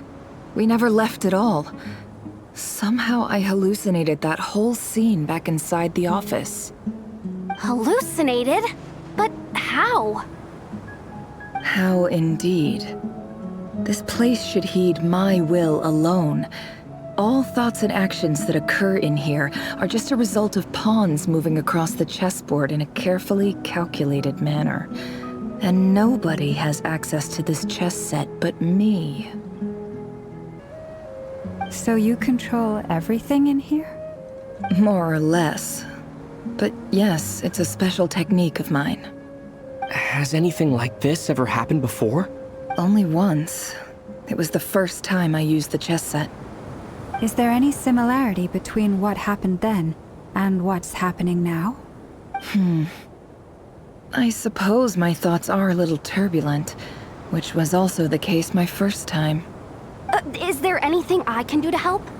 The first clause of your contract clearly states that I only need your help with things that I'm too lazy to do myself.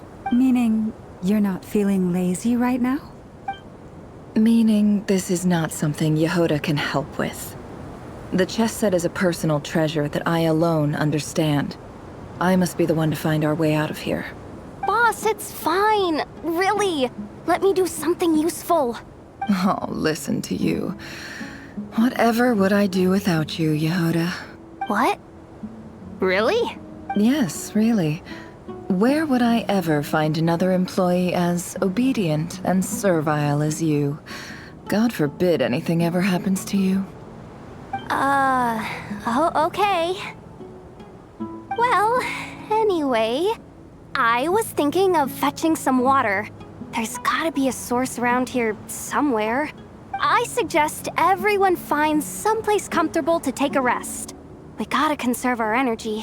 Even though all this chess malarkey doesn't exist in a physical sense, mentally speaking, it's all real. And so is our tiredness and fatigue. You don't want to dismiss mental fatigue. Just because it isn't physical doesn't mean it's any less serious. But anyway, I got your backs, so don't worry about a thing. Don't I have the best employees? Jealous much? If we can find a suitable time, I'd love to borrow Yehoda for a day to help out at the Frost Moon Scions. Would you be amenable to that, Boss Nefer? Oh, Lama. Have I ever told you just how pretty you are? Beauty runs from the tips of your antlers to the depths of your imagination. Time to rally, everyone. Follow me. As we continue our journey, the same rules will apply. That means stay focused and no talking no matter what we encounter. And don't disturb the chess pieces. You have my word that I will get us all out of here.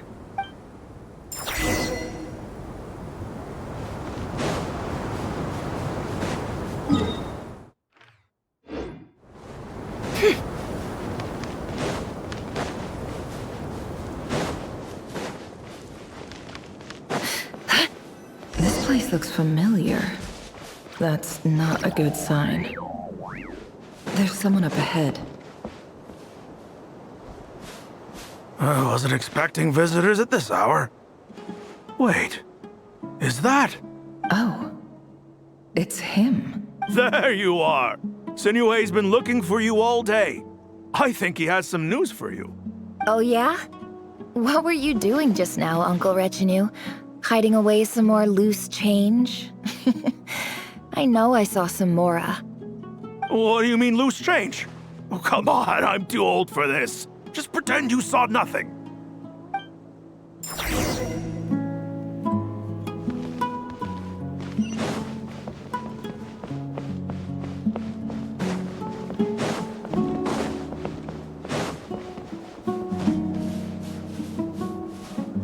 Hey, kid.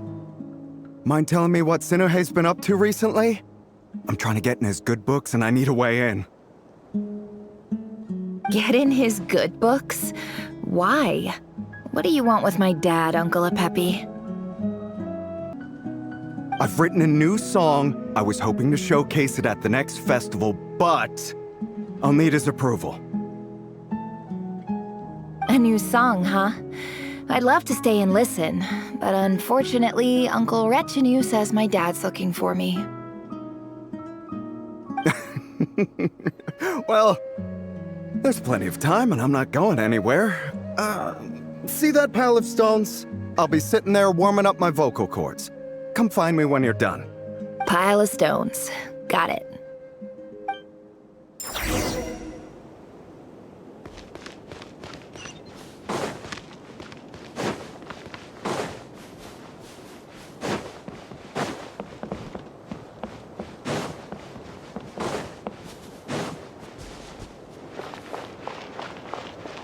Hi, Dad. Uncle Retinue said you were looking for me. Ah, there's my little princess. If you'd gotten back just a little sooner, you could have shared the spoils of war with me. Spoils of war? Who were you fighting against, Dad? It was just a figure of speech. The aftermath of a sandstorm is no time to be waging war. I was talking about our war against thirst. I went out to fix our water supply problem, and now I'm back. Which means... We have a well again! That's right. I found a new one and brought back as much water as I could carry. If it wasn't for these blasted sandstorms, our wells wouldn't be caving in. You wouldn't be spending all your time out searching for new water sources. As the chief of our tribe, I'm supposed to be leading us out of hardship and poverty. You know how prosperous our ancestors were. I've told you all the stories. And look at us now. Squeezed into these hovels. No one would choose this. If it was. But things are looking up. I started working with some folks from the academia a few months back. They gave me some contacts in return for my assistance in the desert. So you're the academia's helper now? Special ambassador, they call it. Think of it as a partnership. It's nothing bad, okay? We've been isolated here in the desert for too long. Seeking opportunities elsewhere is the best thing for us. And the fact... So, do you get anything good out of being a special ambassador? Of course. My luck's improving all the time. One day, I swear I'm gonna lead us out of this place. We'll find somewhere new. Somewhere better.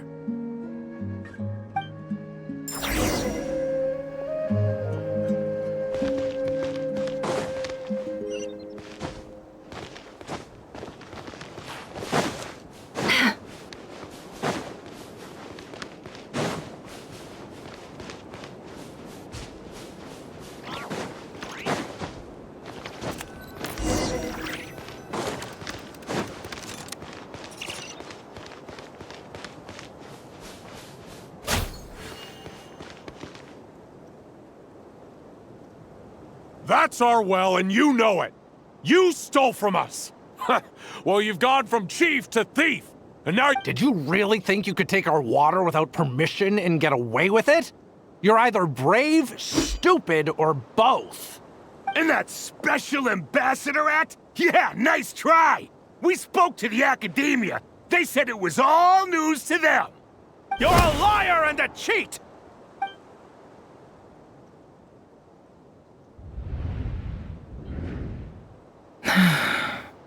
I heard Yehuda gasp, but I don't blame her. Most people are terrified by the sight of blood. Corpses strewn across the ground. The wounds are clearly from scimitars and daggers. The desert dwellers' weapons of choice. There's a handwritten note on the ground. Let's see what it says. Halil, this is Sinuhe, chief of the Shimti tribe. Surely you remember me. I was the one who helped you and your colleagues avoid the quicksand in the desert. This is my second time writing to you. I assume my last letter must have gotten lost in the mail, as I didn't receive a reply. I hope this one makes it to you safely. I'm writing to you because I need some help. That sandstorm the other day completely blocked up our well, forcing me to look for another water source in Iab and Unut territory. It was a matter of survival. Praise the gods. The well of the Iab tribe was intact. It was my last resort. I drew what water I could and left, but not without being spotted. I fear they will retaliate. You told me to write to you if I ever needed help. You said you'd be my ally in the academia. I urgently need you to formally recognize my title of Special Ambassador and send some of your people to assist me for a few days. It's the only way I can convince them that this was the academia's decision and prevent them from retaliating. This is an emergency. Please send help as soon as possible. Looks like this letter never got sent. The writer died a grisly death, and the letter was trampled into the ground. It's badly defaced. Some parts are barely legible. What a ridiculous lie the surviving Shimti tell. Their whole village was butchered over a sip of water.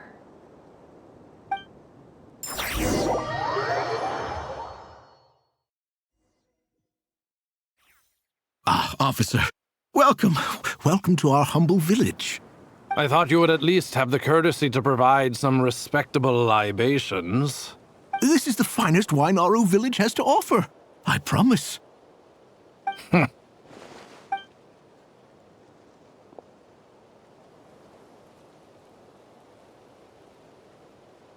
The Academia has agreed to reserve a single space for a candidate from your village. But I remain skeptical of this entire endeavor. I highly doubt anyone in this desert possesses serious academic potential. Please, have faith. If not in us, then in our god. The child we found shows great promise. I beg you, take her away from this place. Give her a chance. Don't let her talent go to waste. I don't recognize her. New arrival? She showed up here a few days ago and we took her in. She's a really bright kid. Please help. I'm begging you. So, where are you from? Nowhere special. Just a sand dune. What about the rest of your family? Just the one. It's only you? Correct. So, no brothers, no sisters, no mother or father? Any who have slept on a bed of sand, I call my brothers and my sisters. Apart from that, I have no family. All right. Get over here. Sign your name on the form.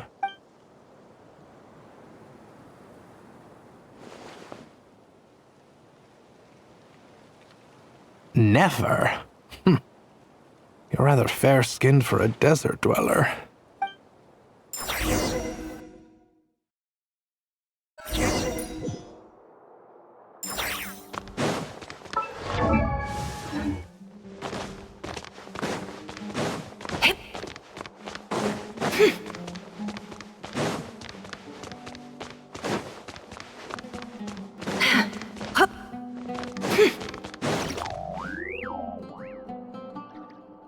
Nefer, this term's assignments have been issued already. Please read through the materials thoroughly, conduct your own additional research, and then write an essay on the topic. Yes, Professor, I'm aware. I just had a couple more questions I wanted to get your perspective on. Oh? Please ask away.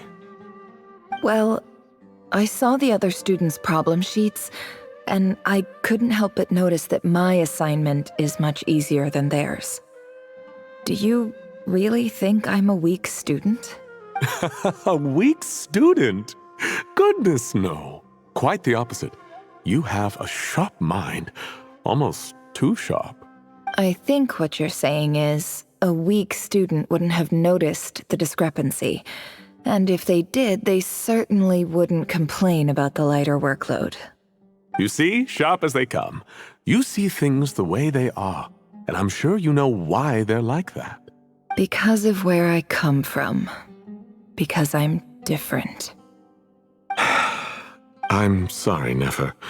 I don't like it any more than you do. It's just... Anyway, you said you had a couple of questions? What's the other one? I wanted to check... If someone sent me a letter to the Academia, where do I go to collect it?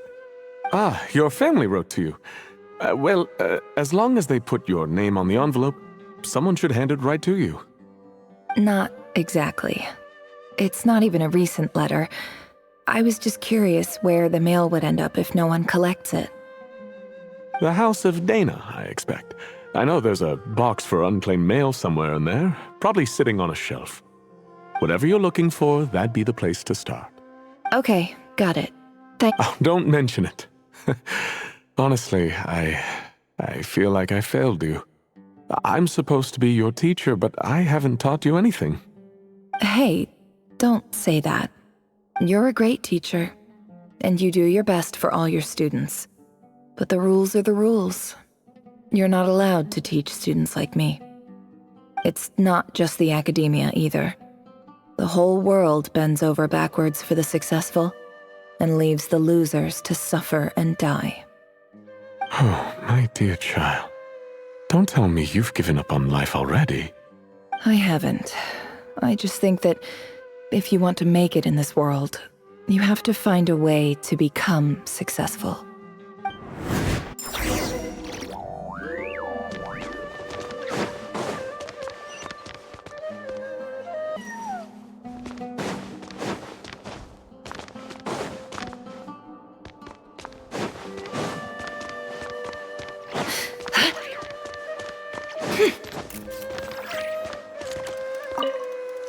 This must be it.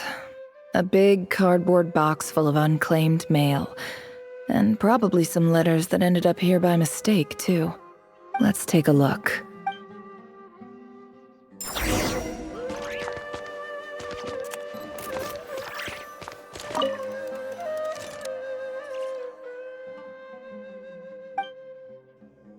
A dilapidation survey from Port Ormos.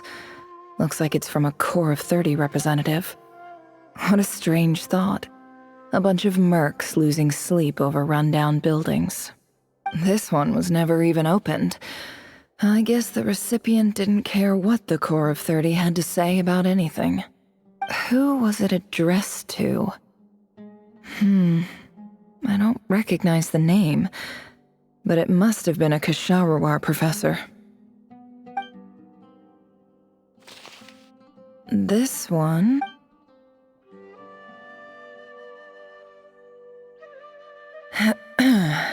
Guided by the incense, we became lost somewhere in the forest.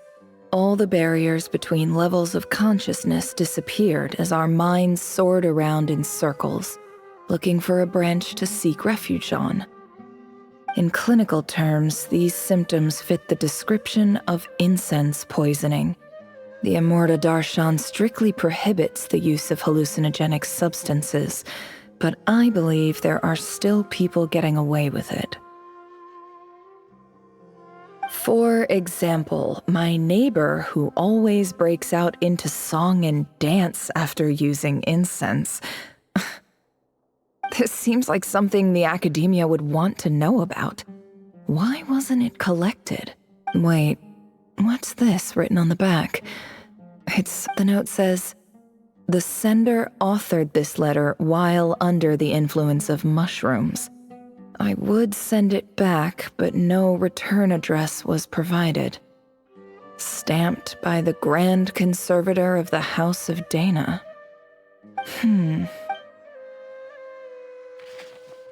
This next one is addressed to Grand Sage Azar. A few words of protest regarding recent changes in Sumeru's educational policy. In recent years, the academia has taken on a small number of students from the desert region. However, it appears to me that these students have not, in fact, been provided with educational opportunities that are, in any meaningful sense, equal to those enjoyed by their peers. As well as receiving dumbed-down assignments and perfunctory tutoring, they do not even have full access to the Akasha system. Education is the fundamental purpose of this institution, which should go without saying in a nation whose founding virtues are knowledge and wisdom. I ask you, is the lip service we pay to the policy of education for desert students truly the standard of pedagogy to which the academia aspires? As Grand Sage, policy decisions are your prerogative, but do not forget your roots. You and I were once students too, as was everyone else in this institution. I do hope you will give some serious attention to this matter. I encourage you to discuss issues like this with myself and others, and listen to some alternative opinions. Great letter. Shame it didn't get to where it needed to go. And the sender is... Sage Cyrus of Spontamod. I didn't realize anyone else even knew how bad students like me have it in this place. So this is where letters from the Sage of Spontamod end up? Nice one, Grand Sage. Really enlightened leadership. Whatever. This isn't what I came here for. Moving on. I'm not exactly holding out hope that a letter sent from the desert would even make it here. But if it did, where else would it end up if not in this box? I can't believe how much discarded mail there is. Must have been years since someone last went through it all. And this is just one box. The whole House of Dana is boxes on shelves. I don't believe for 1 second that any human being has sat down and read through all the documents in this place. Wait, could this be it?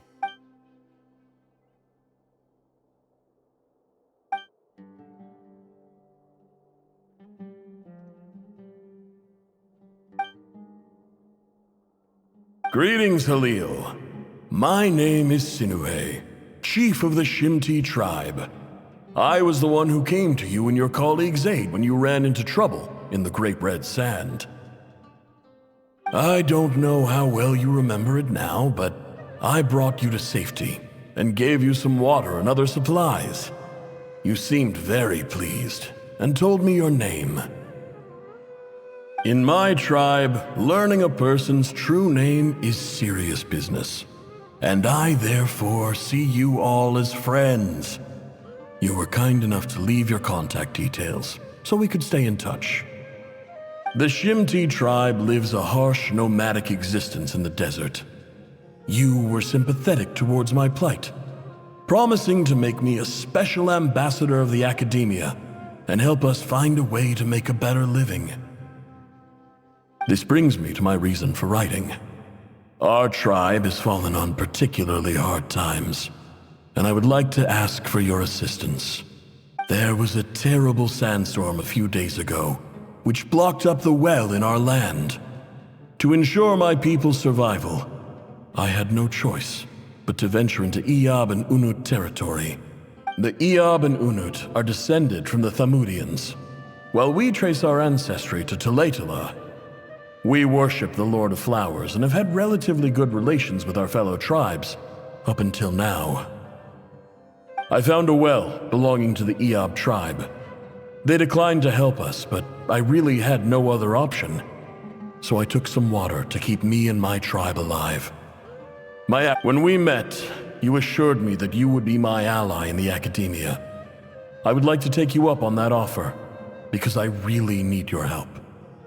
I wonder if you could send an academia representative to meet with me. That aside, the last time you were here, you mentioned that the academia had started accepting students from the desert, and I told you a little about my daughter, Nefer. We have next to no resources here in the desert, and my power and influence are limited. Would you consider enrolling my daughter at the academia? She is a smart girl. I know she won't disappoint you. From the outset, the academia never took you seriously. Those things they promised were just empty words. I doubt they even remember the name Sinuhe. And you were so emphatic that your luck had finally changed for the better. You swore you'd lead us to a better place one day. You spoke with such conviction, like you were the most powerful chief in the whole desert. You liar. You lied about everything. You promised the world and delivered on none of it. And who fell for it? Just me, by the looks of it. Despite your best efforts. Which makes you a pathetic liar. You weren't even any good at it. I think I'll take over from here. Let me show you how it's done.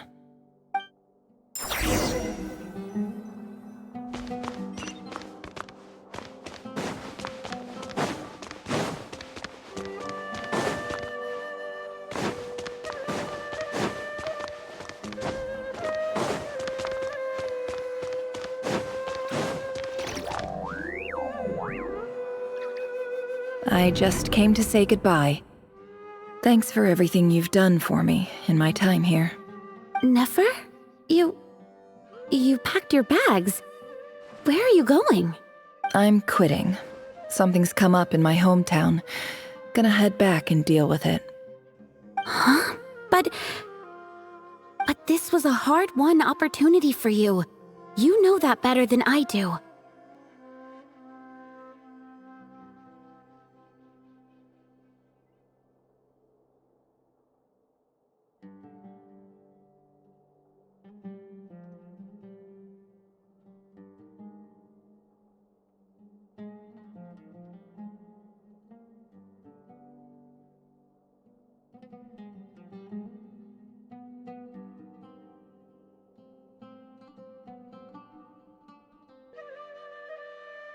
It was. But it doesn't matter. I have more important things to deal with, and they can't wait. Oh, and I didn't want to overfill my bags, so I left some incense on your desk. What's wrong? I thought you liked incense.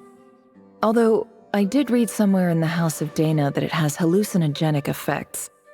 Don't use it all at once, all right? Isn't this the stuff you brought from your hometown? You're just letting me have it? But you said it's a rare and valuable commodity. Yeah, about that. I lied. It's not rare at all.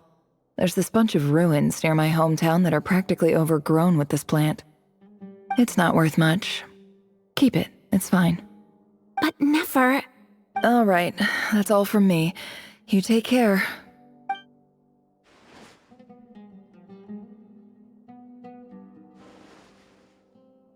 Don't forget me, okay? I mean, we're more than just classmates, right? We're friends. Yeah, I'll remember you. I lied again. That incense is worth a fortune, and it's a rare find even in those ruins. And as for remembering her, I have far too much to do when I get back. No time to reminisce. I'll be lucky if I even make it through this alive. But either way, I expect I'll forget you pretty quickly.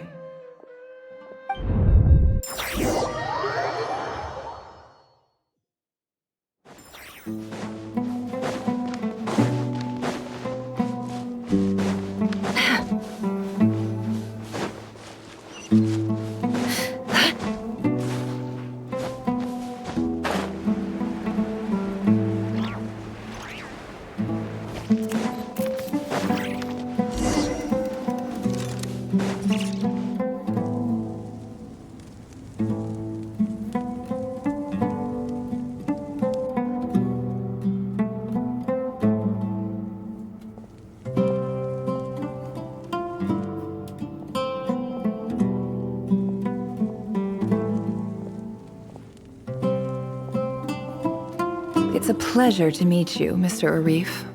So, what does the Academia want? Since they've sent their special ambassador, I assume there's a big business deal to be made.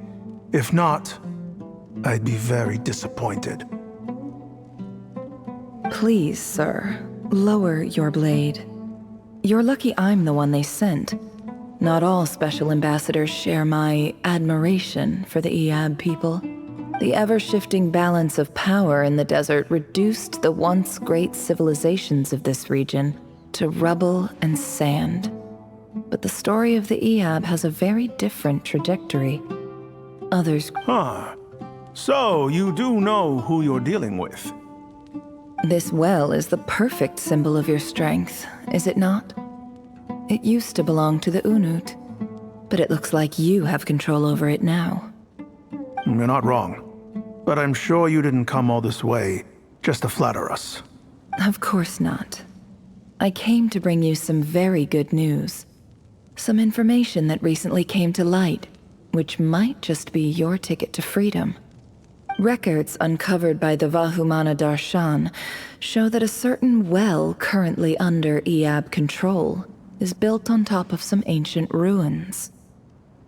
I checked the map carefully on my way over here, and I'm confident that this is the well in question. The Academia is offering 50 million mora in return for excavation rights. 50 million? No, wait. If these ruins are as important as you say, 50 million's a little low, don't you think? Don't get greedy, Eab. We know far more than you think. We know that you seized this well by force. Wasn't that the first step in your rise to power? To drive away the Unut and steal their water supply?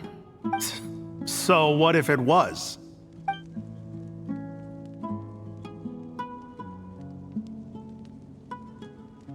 Don't worry. As unscrupulous as it was, it's something we're willing to overlook. The Academia is only interested in dealing with the de facto power holders in the region. I hope I am making myself clear. And I hope your words are the truth. If I find out the Academia is trying to play me, I'll hunt down every one of your people and make you watch as I cut their heads off one. I assure you, Chief, that would not be in your long-term interests. You don't want to make an enemy of the Academia. You see how I'm dressed, don't you? I appreciate that you've never been to the rainforest, but surely even you recognize an ambassador's attire when you see it. And what does a barbarian like you have to lose anyway? You really think the Sumeru Academia would bother to come all this way just to lie to you? All right, I take your point. The Academia is the highest authority in the land. I'm sure you're trustworthy people. In that case, we have a deal. We will sell you the excavation rights. I'd like to thank you, Ambassador. This is good news indeed. Excellent news. In fact, it calls for a celebration. Would you do us the honor of staying a while and enjoying some EOB hospitality? Gladly. I am partial to wine myself, and I trust you are as well. So let's indulge in a few drinks together.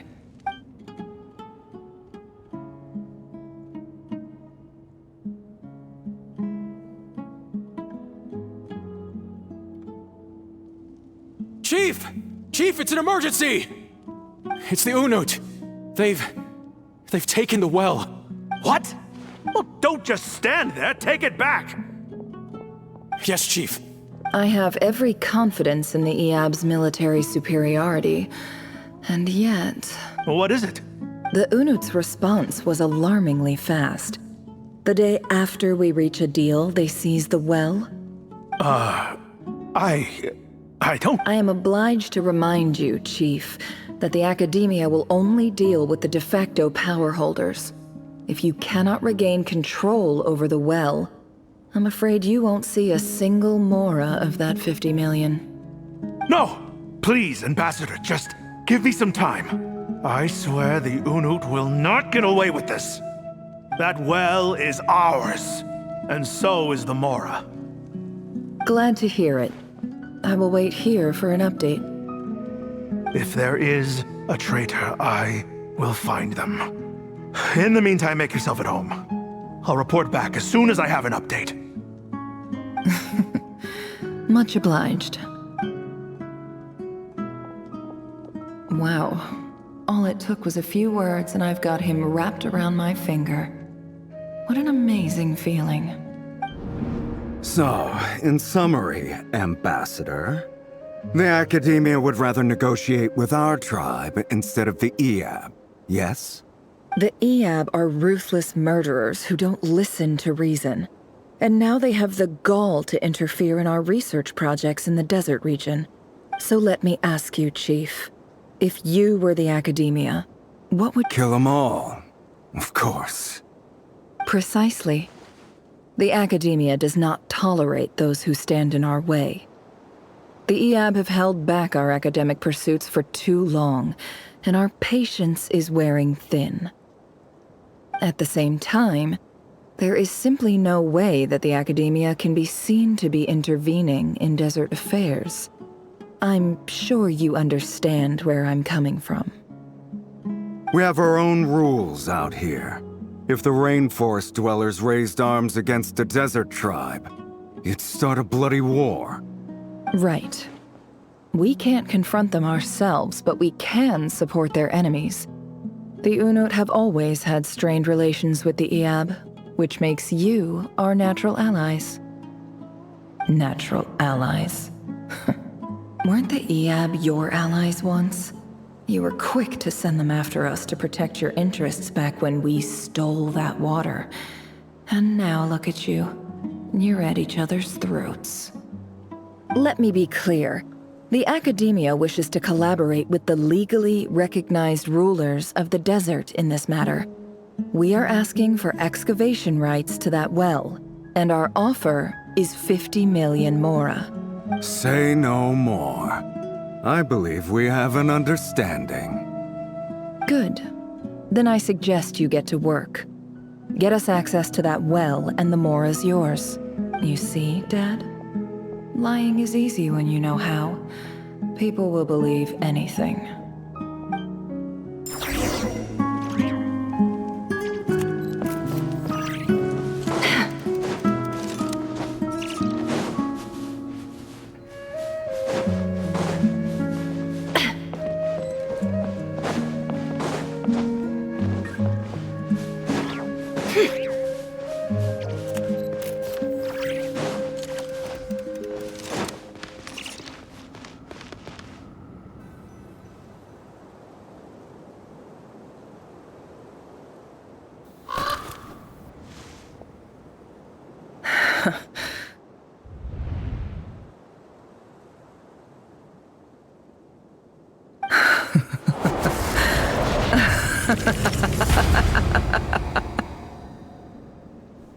Look at yourselves. You may be vile, savage monsters, but your butchered bodies bleed like any others. You're no different. You're nothing special at all. The monsters who destroyed my home, they're just ordinary, petty human beings. What a joke.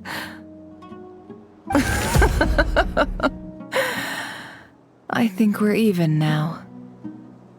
Maybe I've even done the desert a favor.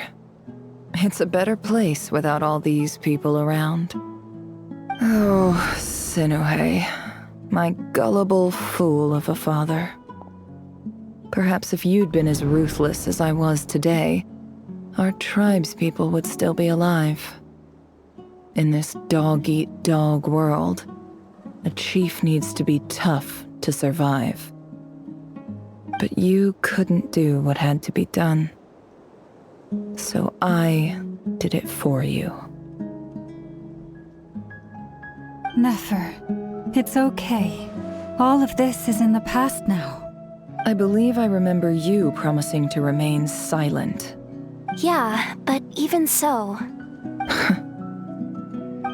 Yehoda, is there anything you can do to ease the tension?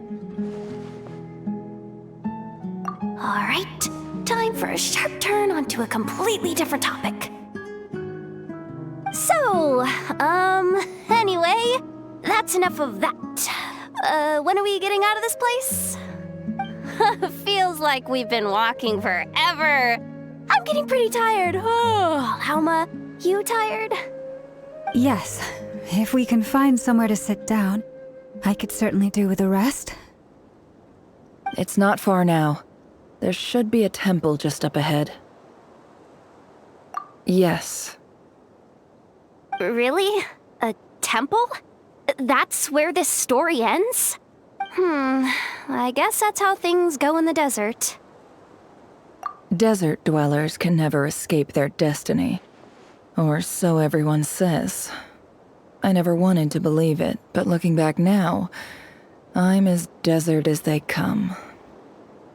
You mentioned a temple. What's waiting for us there? My biggest trade secret of all. Ah. Then I'm guessing it's where you got your power from. I didn't know you were clued up on any other religions. I'm no expert in the history of Sumeru, but since you come from the desert, I would imagine it has something to do with King Deshret. Sounds impressive. Ah, I know who you mean. General Mahamatra Sino. The spirit of Hermanubis dwells within him. That's Boss Neff for ya. She knows everything. Sino's hardly a figure of obscurity, but I know about Sethos too. What about him? Is he a big deal or something? Well, he's not a small deal, let's put it that way. Please, this is the bare-bone basics. Save the flattery. Thanks for your patience, everyone. I'm sure it's been a lot to take in.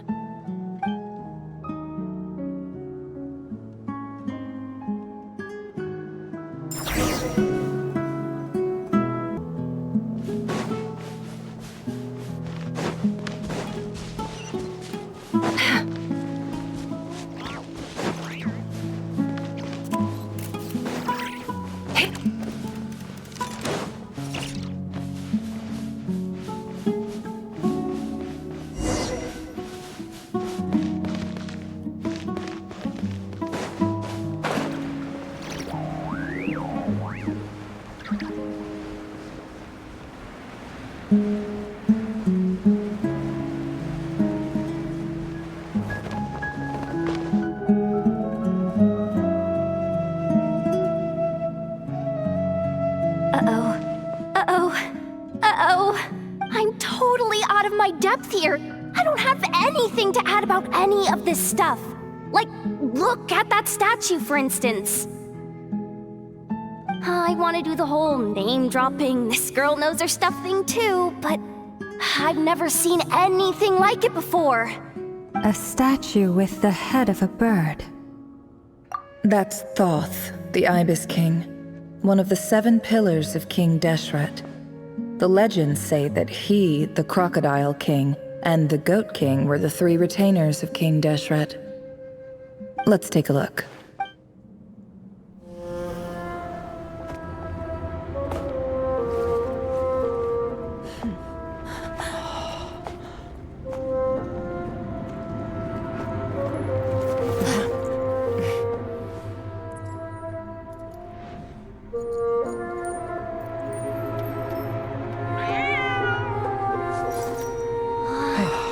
It's just Ashru. So, all is well?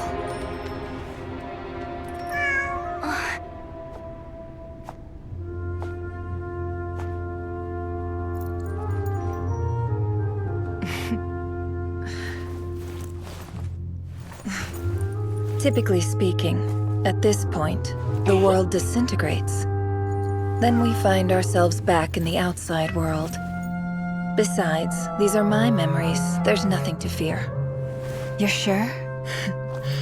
Of course. It's almost over.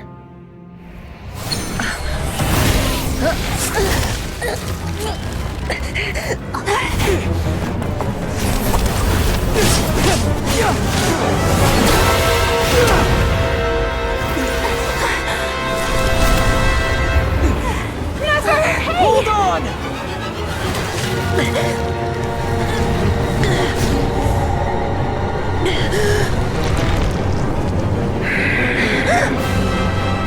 Knowing too much is always a death sentence. Speak for yourself.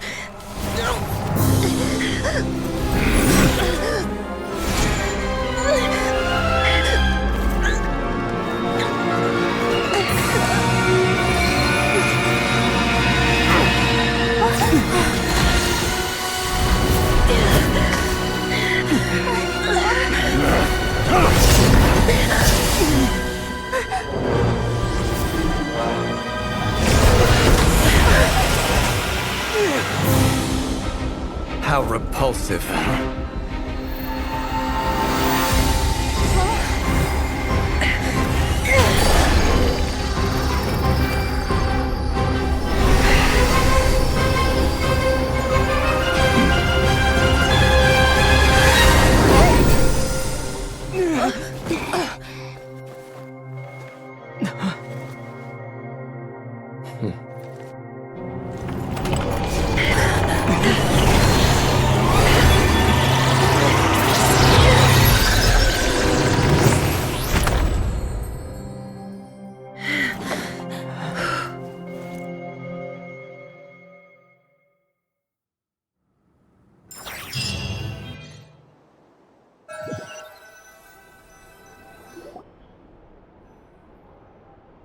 Timed that pretty well, didn't I? It's okay. I'm just glad no one was hurt. Paimon noticed you doing something too, Dainsleif. Were you helping get them out? Of course. When I asked Nefer to conduct this investigation, I was not naive to the dangers involved. I had a duty to ensure your safety. Good to know your sense of justice is still intact after all these years. I take that to mean that you saw the truth. That comes as a great relief. I certainly did. And thanks to your help, I also managed to trap Rerir inside the chess set. Whoa, really? How'd you manage that? Well, to be honest, I sensed that something was wrong long before we made it to the temple. By using this fragment to probe into Rerir's past, well, the monster formerly known as Rerir, it seems I alerted him.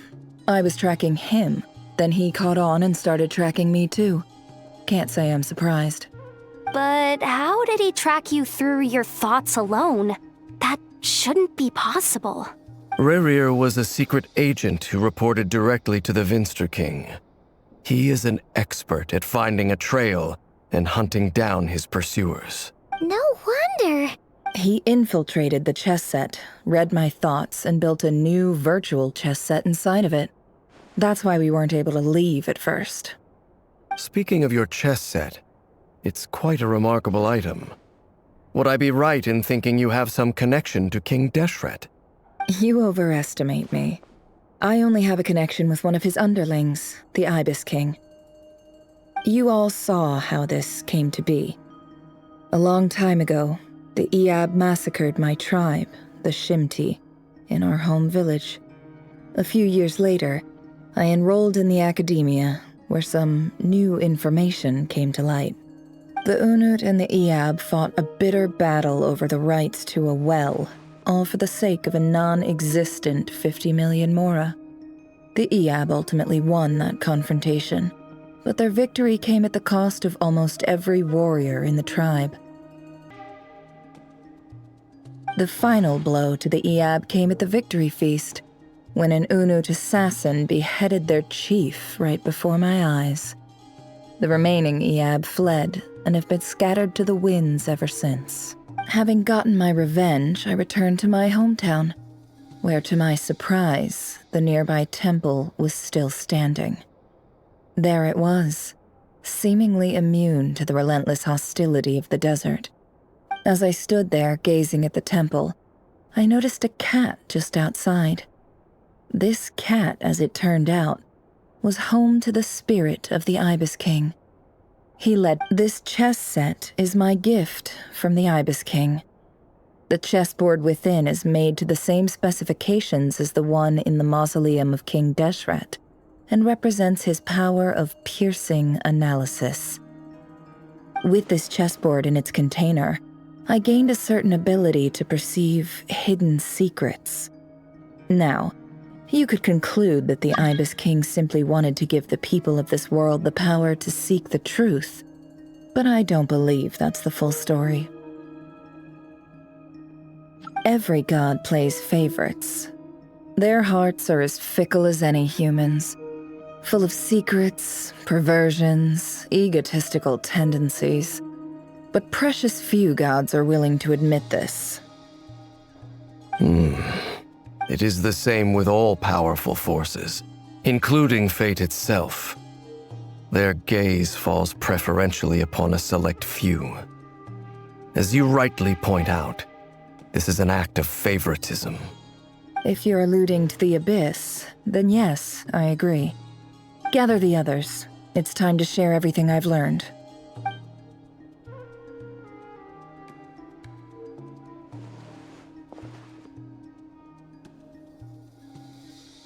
Thank you all for being here. As promised, I did some further investigating into the Raker of Solnari's background. I am pleased to report that the investigation has been most fruitful indeed. The Raker of Solnari, real name Rerir, was once a Conrian subject who served the Vinster King. I will now share the important details of his story. Please save any questions or comments for the end.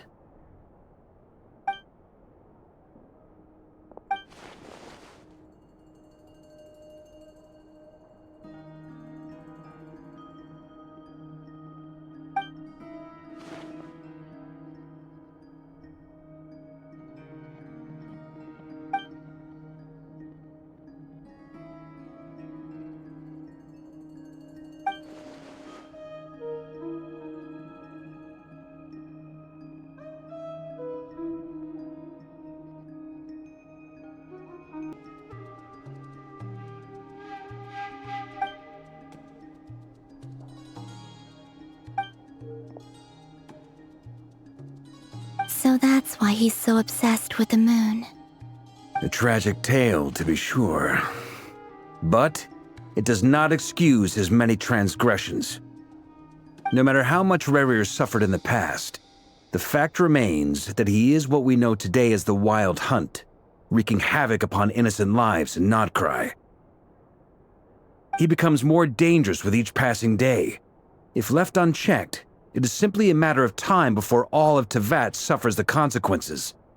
This is a threat that the Knights of Favonius cannot ignore. A question for Miss Columbina. Forgive me if this is presumptuous, but have you ever seen the spatial gateway that appeared in Rerear's memory? Never. But I have heard stories of something called the Moon Gate, and this seems to fit the description. Miss Lauma, any thoughts on this? In the lore of the Frost Moon Scions, the moon is believed to hold many secrets. Some sources speak of ancient knowledge, others of a gateway to the unknown. The term Moon Gate is one I have heard before, but as is the case with all of our legends, there are no records of any first-hand witnesses. We cannot know whether it truly exists. Then back to Miss Columbina. As a moon goddess yourself, do you have some idea of where the Moon Gate leads to? Not at this stage, sorry. I do hold the power of the Frost Moon, and my strength is recovering well.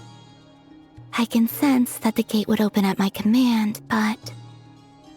But there's more to the power of the Frost Moon than that? Yes. A moon goddess has the right to open the Moon Gate, since it is a path to the moon. But as Nefer mentioned, holding open a spatial gateway takes a huge amount of power. And right now, I need to conserve my energy to fight the Rayhir of Solnari. I'm afraid this is one mystery we may have to leave unsolved for now. I agree. Better to save your strength. But if you'll humor me for a moment, I have a bold conjecture of my own regarding the world beyond the gateway. I highly suspect that neither Tholindis nor Rerear made it through unscathed. The evidence pointing to this is the fact that the Rayhir of Solnari exists in the form of countless fragments. With the abyssal power he wields, no ordinary foe can touch him, let alone tear him to shreds.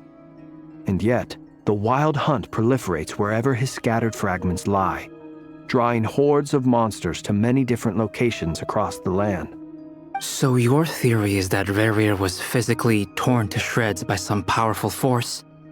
Hence, why the Wild Hunt is a distributed phenomenon. Makes sense to me. Explains why the Wild Hunt is so pervasive, and why he's been trying to piece himself back together. He was whole to begin with, and he wants to be whole again. Without the power of the Abyss on his side, he almost certainly would have perished the moment he was torn apart. But the Abyss, much like a curse, has kept him alive. I could not agree more. The power of the Abyss is most surely a curse. It is a compelling explanation, and one that accords with my present understanding of Abyss creatures. Whether the life form in question is primitive or advanced, if a curse has extended its lifespan unnaturally, it will continue to survive in spite of everything. This raises some interesting questions.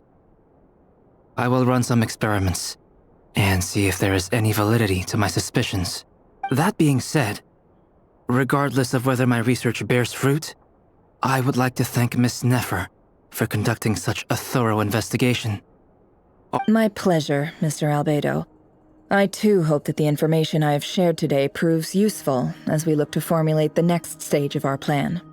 Hey! What is it, Dainsleif? You look really upset! It's just... when I think of the man I once knew as Rerear, I struggle to understand why things had to turn out like this. The two of you used to be friends, didn't you? I don't know if these words will bring any comfort, but my heart goes out to you. Mine too. We can never know all the hows and whys of the way things are. The moon and stars are full of untold secrets and lies, and the skies are host to many more mysteries than these alone. Yet... those are the first comforting words I've heard in a long time. Thank you, both. Well, I think this is a good place to end today's meeting. I'm sure Nefer needs some time to recover. That's very thoughtful of you, Lama.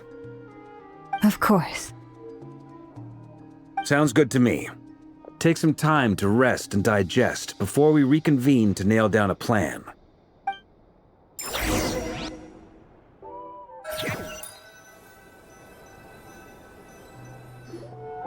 Hey, is this a bad time? Hope I didn't kill the conversation. No need. Come on, let's talk outside.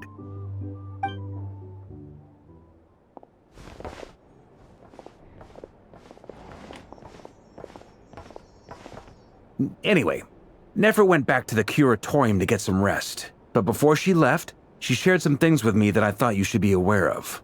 Firstly, although she managed to trap the Raker of Solnari inside her chess set, there's no guarantee that the power of the Ibis King is any match for one of the 5 sinners. Their powers are beyond our comprehension. It's only a matter of time before he finds a way to break out. We have to come up with a plan and take care of him before that happens. Honestly, my mom figured that might be the case. So, how long have we got? Well, I asked her that same question. She talked for a long time, but for the most part, it seemed like she was trying to convince me how precious her chess set is. It felt like some kind of sales pitch, you know? The kind where you end up handing over Mora against your will? Anyway, after all that, she finally answered the question. 2 days, at most. 2 days? Holy moly! Can we even recruit enough help in that time? That remains to be seen. Which brings me to the second issue. Dainsleif is obviously conflicted about this whole thing. But given how little time we have, there's no way we can pull this off without his help. You have some history with him, right? Do you think maybe you could talk to him for us? Great, I appreciate it. All right, on to item 3. So, Albedo, Durin, and I put our heads together and came up with a plan. Can't promise it's gonna work yet, but at least it's a start. We figured we'd bounce the idea off you first. We'll explore it further once everyone's recovered. Oh, Paimon's dying to hear this. All right, so here's what we're thinking.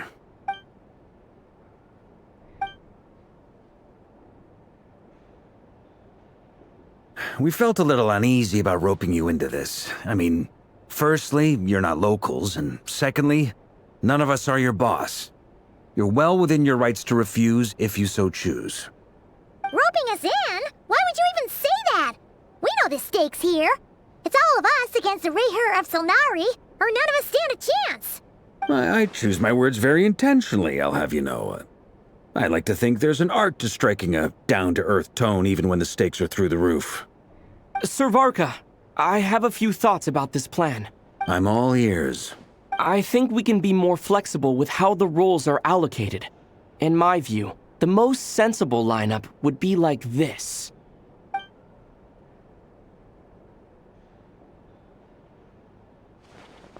I see your point, yeah. But if that's how we're going to approach this, you'd better make sure you're ready. To be clear, I don't doubt your abilities. Far from it. I just want to make sure. Are you really willing to take all this on? I want to do everything within my power. The Raher of Solnari is a truly fearsome opponent, and if I do my part, it'll greatly reduce the risk for everyone else involved. Well, that tracks with what I've heard. Jean's mentioned in her letters that you're so diligent it's almost abnormal. As in, most people weigh up the risks and rewards in situations like this. But you seem to just march towards danger without a moment's hesitation. Of course, everyone appreciates a fearless pioneer. But all that aside, I'm the Grand Master of the Knights of Favonius, and you're our honorary knight. I want to make sure your courage doesn't come at the expense of your safety. Thank you, Sir Varka. I should be the one thanking you. It means a lot to have you on board. I'll give some serious thought to your suggestions.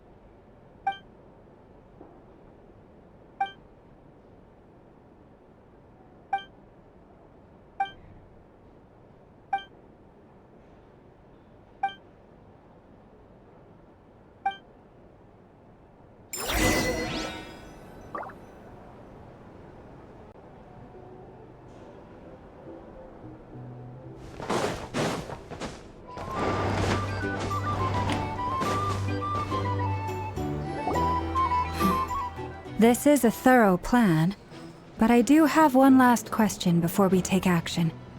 How can we be sure that our enemy won't leave the designated area?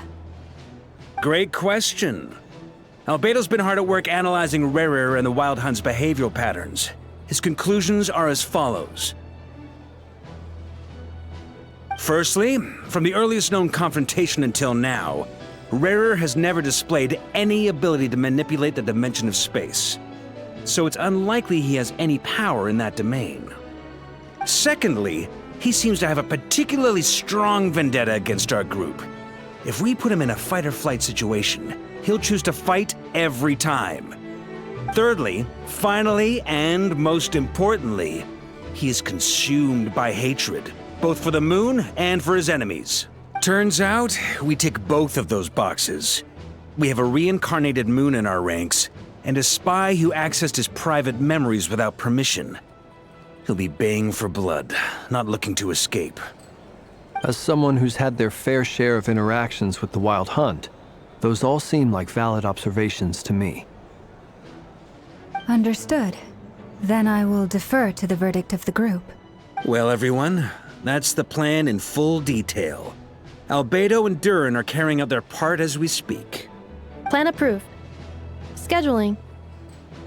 Okay, any firepower you need, I got you covered.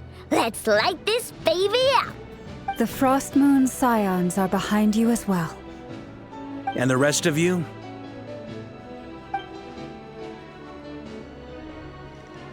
No objections? All right, then it's settled. This is the plan we're going with. Next up, an old tradition of mine. Anyone who wants to back out, now's your chance. Wait, we can still back out of this? Everyone says things they regret, right? I don't want anyone feeling trapped because their mouth said yes before their brain had time to think things through. A very people-first approach. I hear that's common practice in the Knights of Favonius. Heh. Who'd you hear it from? D-Luke? Shh. We don't use people's real names at work. This contact will be known only as Owl, please and thank you. This plan can only work if everyone does their part. Flint's and I will absolutely support it. We shall indeed. You'll be glad you accepted our help. Also, you are the last person I expected to see here, Miss Dory. It's not often I get called Dory in a work context. My peers usually call me Lord Sangamabe. So, the longer your name, the higher your net worth. In that case, Mr. Flint's here must be worth a fortune. That's right, I know your full name. It's... The walls are thin here. I'd appreciate you keeping that a secret. Okay, fine. I'm actually only here as a favor for someone else. Do you have any idea how much it would cost to hire me otherwise? Oh, does this mean someone out there actually has the power to boss Dory around? It most certainly does not. We have a long-standing and mutually beneficial business partnership. She's actually the mom of a friend of yours. Said mom supplied me with a great little trinket, but now that lady's ruined everything. If I don't start building a little goodwill now, my whole business in Notcry is gonna go down the drain! Okay. So what exactly is so special about this pendant? It's a lucky charm that a great mage made for me. We have a business relationship, and she was worried that something bad might happen to me. So, she wanted me to have something that can store power to protect myself with. I finally got it all fully charged up with Kuvaki, and then never went and used it all up at once! Never lost so big in my life! You're right. It was all my fault. I didn't mean to drain all the Kuvaki in the pendant, but I'll make it up to you. You will? Well, in that case, how about you give me your chess set, and we call it even? I knew you'd say that. Well, it's yours if you want it. In fact, take it now, and I'll even throw in a free Raker of Solnari. You're putting me in a difficult position here. It's a very useful thing to have around, but I have a funny feeling it won't be around much longer. I guess we'll see in a couple of days. Looks like bankruptcy for me. Hey, don't be so pessimistic. See this through and you never know. You might find a new business opportunity on the other side.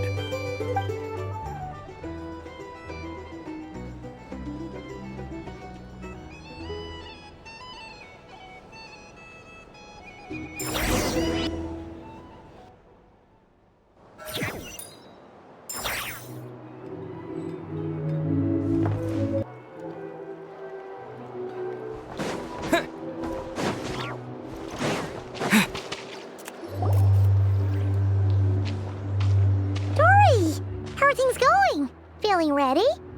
Oh, I was born ready. We only have 2 days. You think Lord Sangama Bay would let an opportunity like this slip by? Don't forget, when something's in high demand, the people with the goods on hand get to charge the highest price of all, even higher than the sellers taking advance orders. Ta-da! See? It's right here. Ah, it's so pretty. Did you make it? No, I have a supplier. We go way back, so he made me a very attractive offer. Aha! No wonder you were talking about Lucky Charms at the meeting. You've been getting Kaveh to make them for you. That's not the full story. It actually started a while back as a project between me and the Dendro Archon. Mage Alice once warned me that this world won't stay safe forever. There may come a day when everyone faces a great crisis. I passed this on to the Dendro Archon, and she secretly brought together a research team made up of Sumeru's top scholars to invent a technology that could keep people safe. I won't go into the details because it's all very complicated, but if you want to know more, you can ask the Dendro Archon about it sometime. Anyway, point being, it was the Dendro Archon who asked Kaveh to build this little contraption. As one of the top Kasharawar talents, he was the obvious choice. Took him long enough. He stressed over it for ages. Must have gone through at least a dozen designs before producing a final product. But that's Kaveh for you. Marak delivered it to me a couple of days ago, along with a letter from Kaveh. Could I ask why I'm sending this technology to you? And what's your proposed use case? Has it been approved by the relevant authorities? So nosy. My fault for sending him the research permit to begin with. Surely Nahida must have told him you were involved in this project. He was probably just nervous because you're always so secretive about your business. Could be. Anyway, I just replied, let's hope there never has to be a use case, because it would involve grave danger. Fair enough. But it sounds like he was just being cautious. He probably felt responsible as the one who made it. Or maybe he was asking as a favor for his housemate. He's done that before. Not sure why, though. His housemate doesn't seem to really care that much about this kind of stuff. Either way, all's well that ends well. I'm just glad to finally have my hands on the product. I wouldn't want to be without it, given the potential dangers that lie ahead. Huh? What does that look mean? Paimon's just super surprised. This must be the first time we've ever seen you actually get serious about something.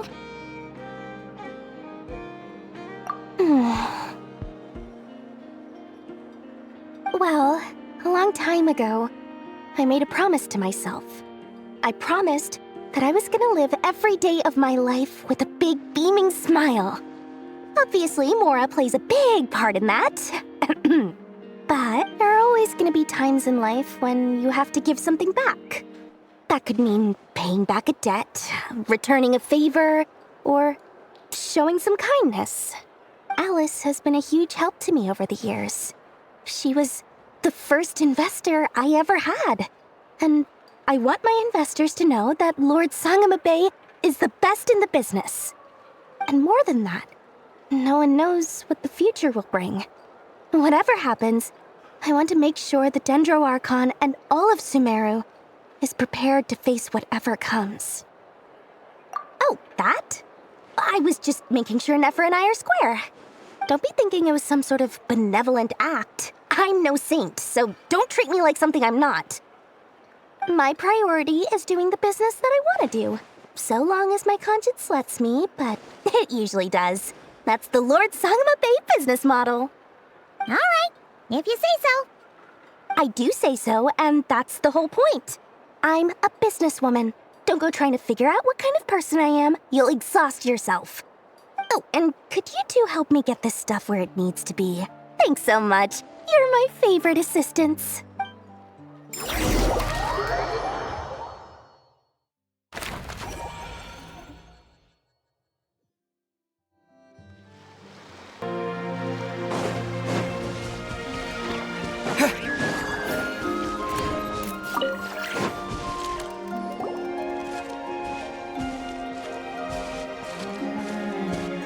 Traveler, Paimon, it's good to see you. Everything going smoothly over here? Sort of. As you're probably aware, Varka, Durin, and I captured some abyssal creatures from the Wild Hunt. Per the plan, we dissected and analyzed some samples of these creatures. The process went very smoothly. The findings, however... What? You can actually dissect the Wild Hunt? That depends on your definition of Wild Hunt and dissection. Harmless, lifeless. These words are accurate descriptions. The Wild Hunt is an interesting phenomenon. In and of itself, it doesn't seem to possess anything akin to a human personality. But taken as a collective, the medium through which the Wild Hunt is summoned does appear to have a soul. Master griped a lot about the wise Horoptetyr, and seemed somewhat fascinated with the foul certology. But she barely mentioned Rerir at all. I don't think that was because of his lower social standing, though. Anyway, it's a pity. I should like to hear her thoughts on the nature of the lifeform he has become today. It's a strange mix. The furious energy of an abyssal being channeled through a fractured physical existence. A consequence of being torn apart by an unknown power. Perhaps the only explanation for his survival in this state is that he sacrificed a degree of individuality in exchange for a continued existence. Oh, sorry. Once I get talking about interesting research, I have a tendency to go on indefinitely. Back to our research findings. Essentially, they confirm my hypothesis. Rerir's corpse is completely contaminated by the Abyss, and the effects are irreversible. You could think of this as Rerir in mutated form. But in my view, even that would be inaccurate. In reality, his whole being has been consumed by the Abyss. In other words, unfortunately, at present, we have no means of completely eradicating abyssal power. Hence, we cannot fundamentally destroy the Rehyr of Solnari either. Oh, that's terrible news! So, that's it? We can't defeat him? Not even if we get the power of the Three Moons?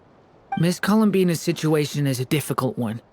She can never achieve wholeness when the world does not accept her presence. It's as if her creator banished her to a place she can never be accepted. It means she spends most of her energy just on her own survival. Given the circumstances, it's only natural to despair. But we must see this plan through to the end. Time to kick off the backup plan. Oh, Paimon almost forgot! This is for you. Dory asked us to bring it. Ah, how wonderful. Well, thank you for making the trip. Durin and I will be heading off shortly. I'm sorry I won't be there to protect you in person this time. Please be careful. All right then. Stay safe.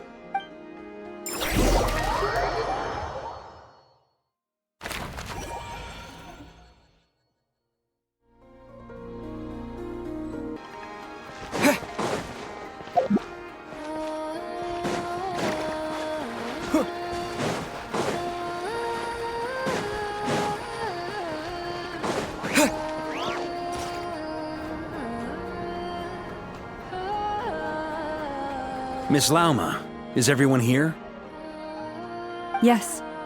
The fate of my flock is in your hands, Grandmaster Varka. Please keep them safe. My lady. What are you saying? Within the next 24 hours, we will face the biggest crisis the world has ever seen. This is not a burden that we deserve to bear. But I believe that we reap what we sow in this life. So I intend to act. I must do what I think is right. For me, that means fighting for the future of Nodcry. This gentleman is the Grand Master of the Knights of Favonius, Varka, Knight of Boreas. In my absence, please follow his lead. Hey, everyone. Guess I should introduce myself. Well, to start with, I know my way around a battlefield. Biggest strengths are honesty and hard-workingness. Anyway, point is, I don't intend to let Lauma down. I'm gonna do everything in my power to keep every last one of you safe and sound.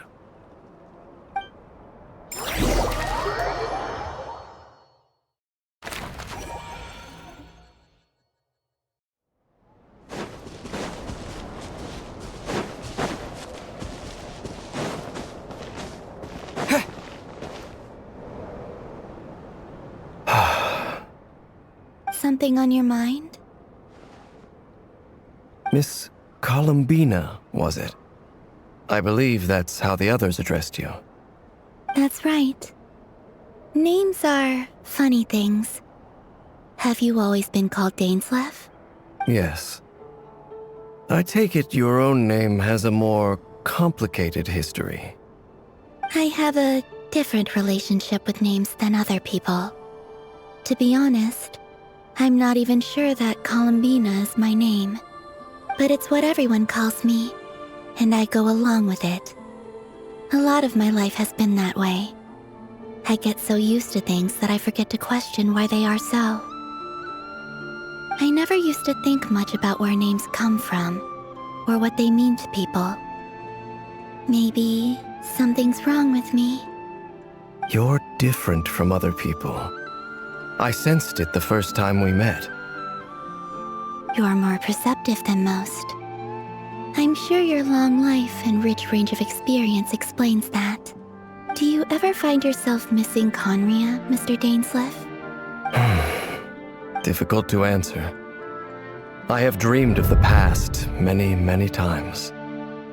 Sometimes I'm fighting tooth and nail. Other times I'm lying on the ground, defeated. I don't recall any happy moments from that time. It has been... Is that because hatred survives longer than love and affection? That would not be for me to say. I make no excuses for the grudges I bear. But whatever the reason, I remember little that was beautiful or sentimental. Thank you for your help with the Rerir situation. Without your efforts, I never could have learned the hidden truth of his story. You're welcome. I know he's your friend. Friend? He betrayed me. And I never really understood what he was going through in life. Some friendship, that is. Okay. So, do you plan to fight him with us? You see, you're torn. Now you know what really happened. You see the things he's done in a new light. I need some time. Of course. I completely understand. Anyone else in your position would feel conflicted too. Actually, I went through something similar myself recently. Something happened that changed my perspective on a situation. A situation I took for granted at the time, but now I feel very grateful for it. You mean the Harbingers who still support you, even though you've left the Fatui? Yes. I always thought they were only helping me because Harbingers are forced to work together. But then I abandoned them. A warrant was even put out for my arrest. And even now, they still support me. Which means I was wrong about them all along. Clearly, they view you as a friend. I feel a little guilty now. I regret not seeing her help for what it was, and not treasuring it. I see the guilt that you're feeling now, because I feel it too. Hopefully, talking about it will do us both some good. Have you noticed that the Traveler and Paimon are over there? Huh. Shall we say hello? Sure. Hello. Ah! They caught us!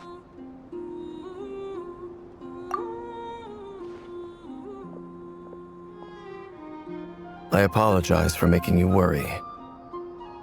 No doubt you wish to know where I stand on the plan to take down the Recher of Solnari. I'm afraid I need a little time. You will? Oh, thank you so much! Everyone will be so grateful to hear that! They needn't be. This was something that I was going to have to face up to eventually. That doesn't matter to them. They're grateful to you regardless. You can't control their gratitude, so just accept it. And then, have a think about whether you're willing to join us.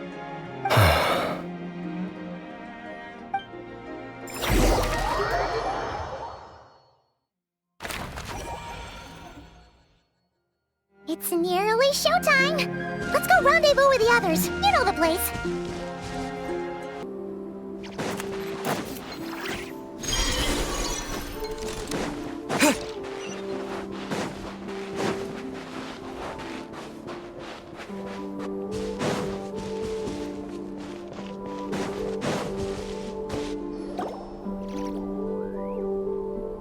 Ah, you're earlier than I expected. Hey, Flint's! Been waiting here long? Not too long. I came a little early so I'd have some time to think. Are you nervous about the battle? Quite the opposite. I'm reminiscing on my past battles. When I was awakened by the Ratniki, I had not touched a weapon in many years. I felt like the battlefield was not where I belonged. But after waging war against the Wild Hunt for so long, I came to realize something. A life of absolute peace is simply not a possibility for me. My restless flame indicates that somewhere inside of me, there is a deep yearning to root out the evil in this world. Oh, that doesn't sound like such a bad thing.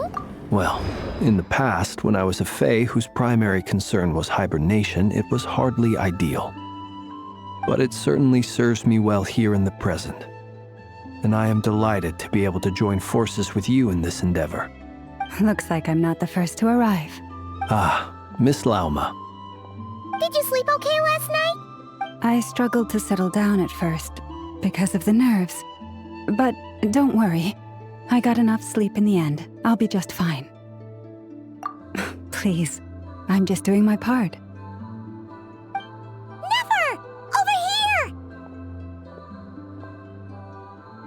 Aino asked me to relay a message.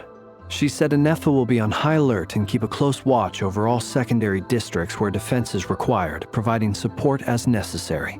Meanwhile, Aino herself will provide range support to us directly, using her— Excellent. My thanks to all involved. The chess set's looking a little unstable. It won't hold him much longer. We should be prepared to engage at a moment's notice. No sense sitting around waiting. Let's make the first move while we still have the option. I agree. Paimon, find a safe hiding place. Got it! Be careful, Traveler!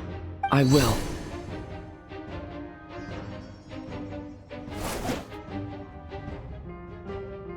Everyone, take your positions as soon as the battle starts.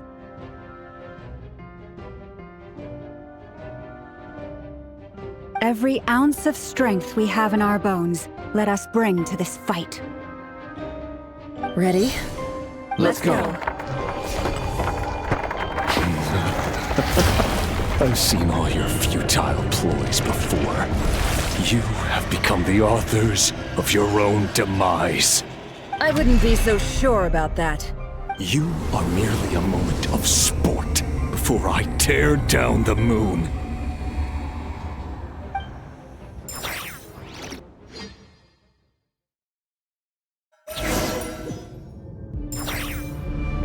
Stay on your toes. Yep, you too. Let me help you guys. Eat this!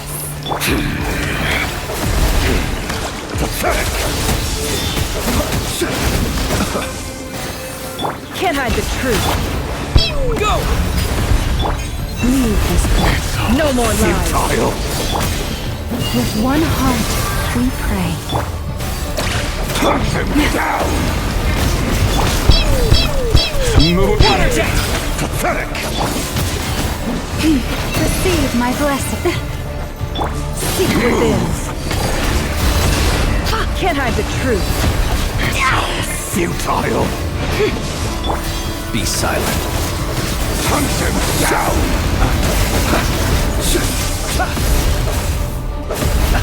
Steady now. Pathetic!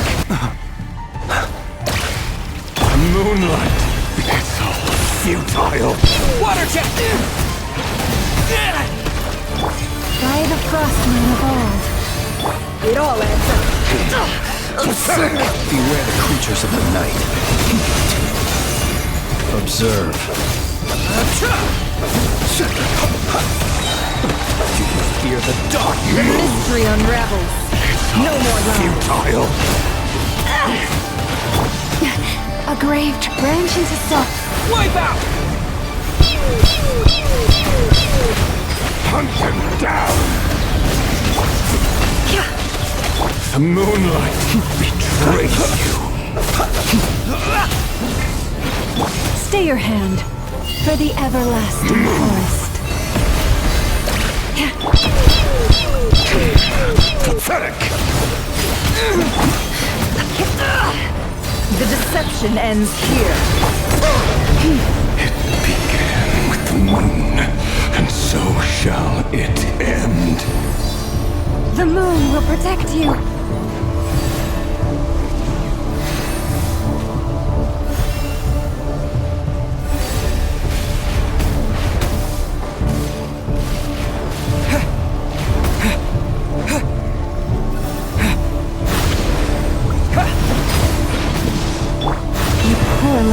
It all adds up.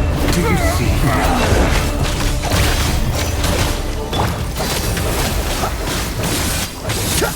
On here, when will it be as you foretold?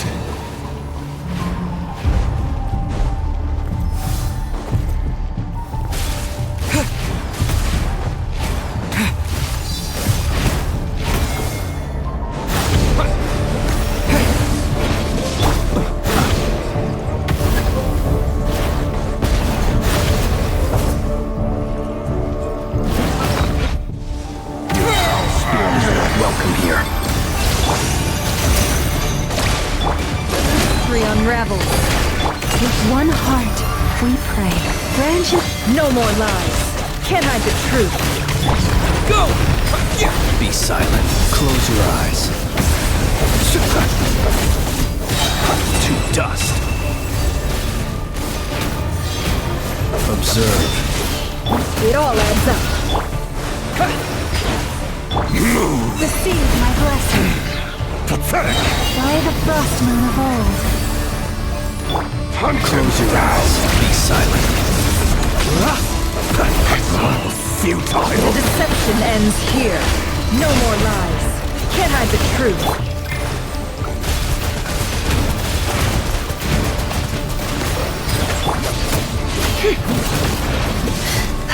Branch into song. Close your eyes. Hunt him down! It's all futile! It all adds up. For the everlasting forest. The moonlight. No more lies. Seek within. Go! Forest. Observe. Close your eyes. Night falls.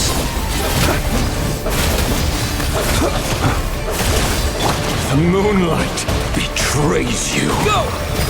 Receive my blessing. By the frost moon of old. Can I the truth? No more lies. The mystery unravels. Futile! Be silent. The night falls. Move to dust. Absurd. It all adds up. Your little game of heroics is over. Raise you. Who wants to go first?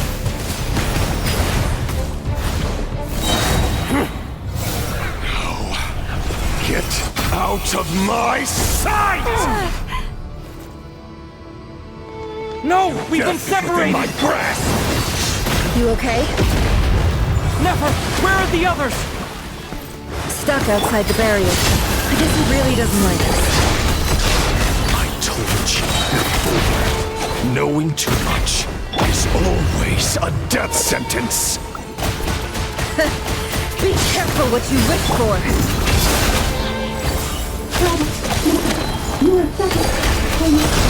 Lama!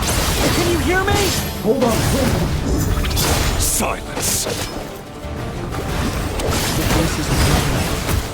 Destroyed. Reborn. Stick to the plan. Remember my most important task. Just keep still. If I can stand for long enough, the light will come.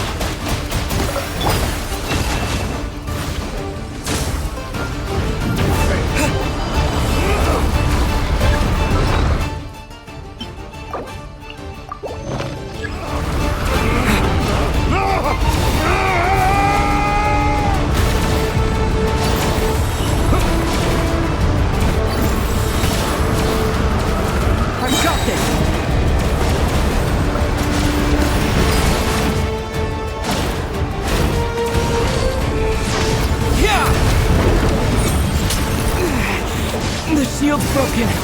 I can't keep destroyed. Don't push your luck. It all adds up. Death is within my grasp.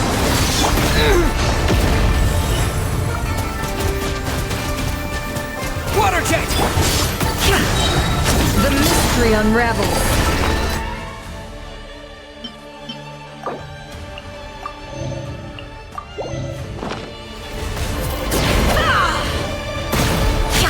Can't hide the truth.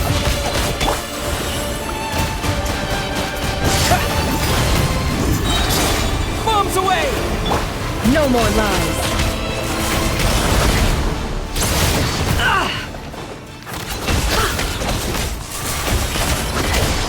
Can't hide the truth. The deception ends here.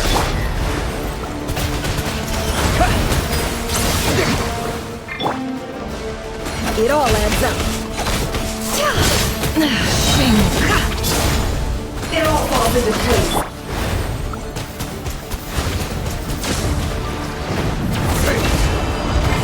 How unfortunate.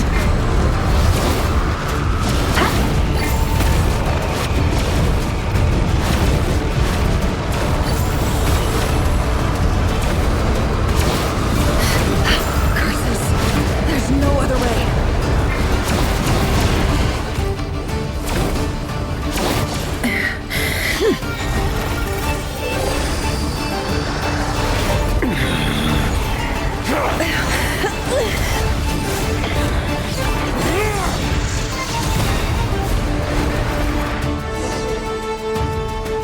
The only way to defeat Rarer is to borrow his own power.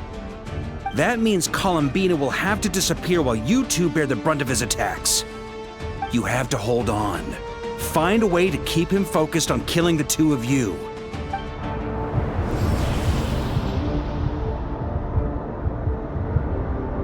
Nefer, your eyes are bleeding.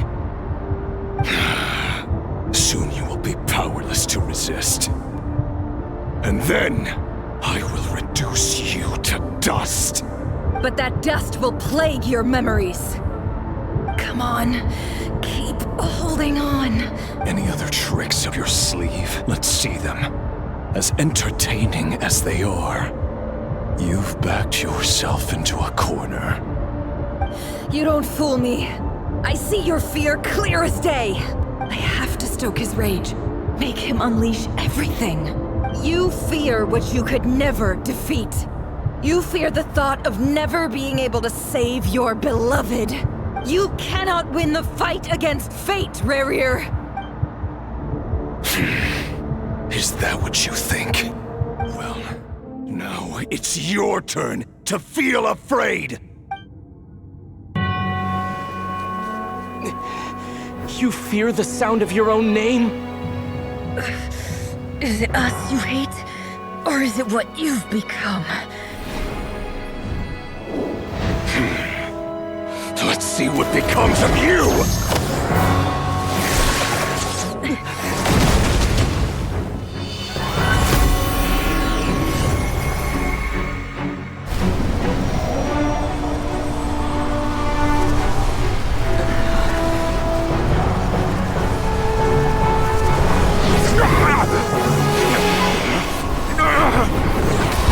What's happening?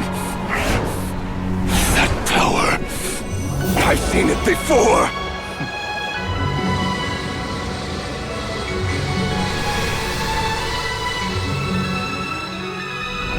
His power is on another level. We'll need to use an alchemical array to convert his power into a usable form. Then quickly channel it into Columbina, rendering her powerful enough to compete with him. I'll join you. I can help. If I release enough abyssal energy into a confined space, it'll create a potential difference, allowing us to extract a huge amount of elemental energy. Next, I'll synchronize with everyone's minds using Pyro, then give you temporary access to their abilities and fields of view. But it won't last long. Can you see? Well enough. So, we have a student of Gold Rheindotter in our midst! How about that?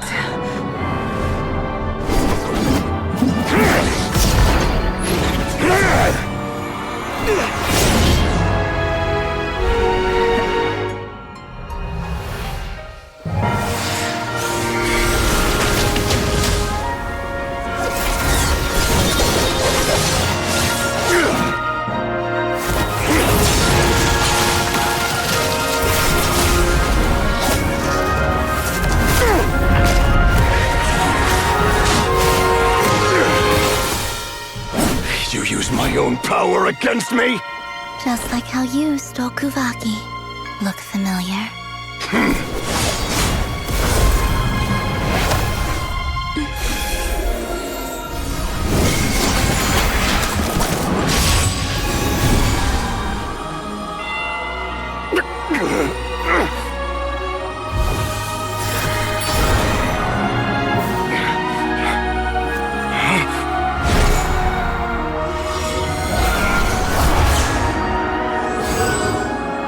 Don't you realize?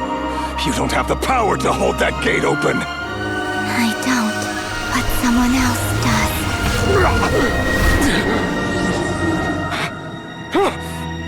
Goodbye, Rerir.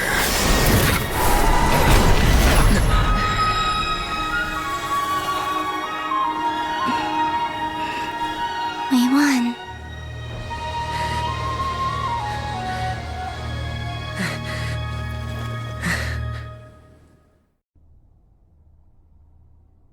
¿Y ya? ¿Qué?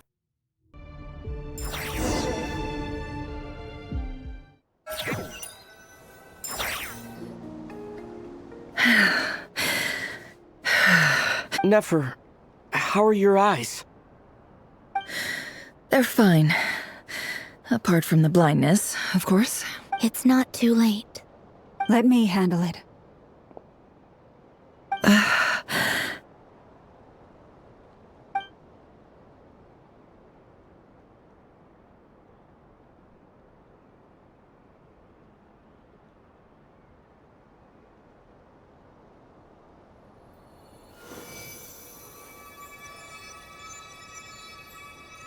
Miss Nefer, it's not like you to lose your composure. That was the most reckless thing I've ever seen you do. Reckless how? The situation was critical. Our lives were at stake. We had to do something. Even so. Okay. I guess you're right. Under the circumstances, it was a wise decision. You traded your eyes for an incredible victory. In business terms, I suppose that's a huge return on investment. I'd be hard-pressed to argue otherwise. Still, I don't like this outcome, and I don't want you to lose your sight for good. People suffer when they make sacrifices they shouldn't have to make, whether that means faith, strength, or in this case, your ability to even see. I had hoped you could win without sacrificing so much as a single hair on your head. Thank you. Really. All done. Don't try and open your eyes just yet. We'll see how you're doing in a couple of days.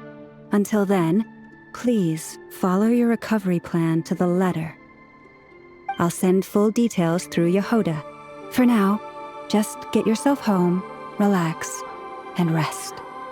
My dear friends, we have fought bravely and achieved a spectacular victory. A dark cloud has been lifted from the skies of Nodcry. All in this land will be grateful for what you have done. The moon will remember this day. Thank you both.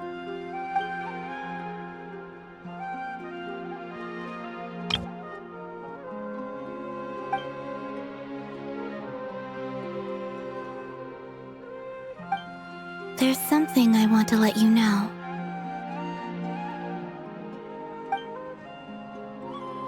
What is it? When Durin connected everyone's minds so I could access their powers, I also felt everything they felt. And since Nefer's eyes were injured, my eyes are hurting now too. Hold on. Let me try.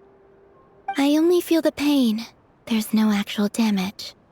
I just thought I should tell you. You're right. There's no damage. That's a relief.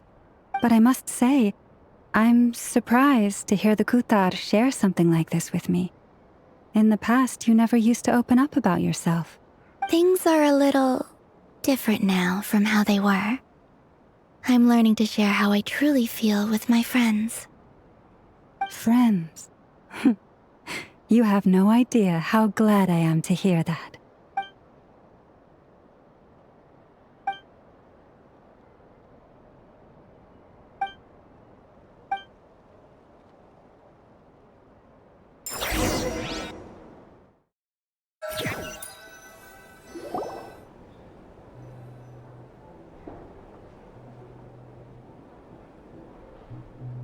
Yay! You're awake!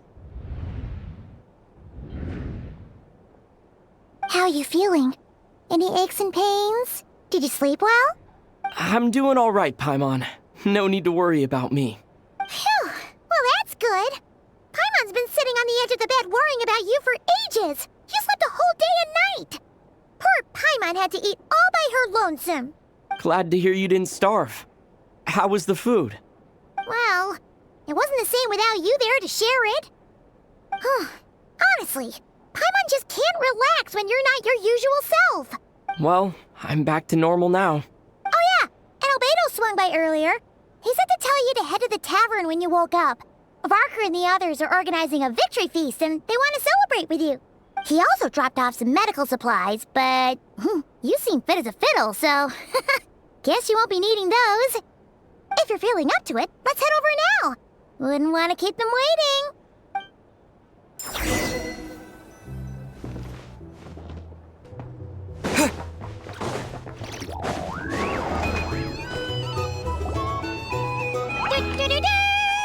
We're here! Oh, Traveler and Paimon! Perfect timing! We were literally just saying how there's no way we're holding this victory feast without you. Any longer, and we would have postponed it till tomorrow. How are you feeling today? Much better. Thanks. Don't worry about me. Relieved to hear it. If that changes, just let me know. Happy to check you over at any time. Yep, we're here for you. Anything you need, just let us know. Oh wait, where's Nefer? How are her eyes doing? Nefer's right over there. I'm sure she'd love to catch up with you.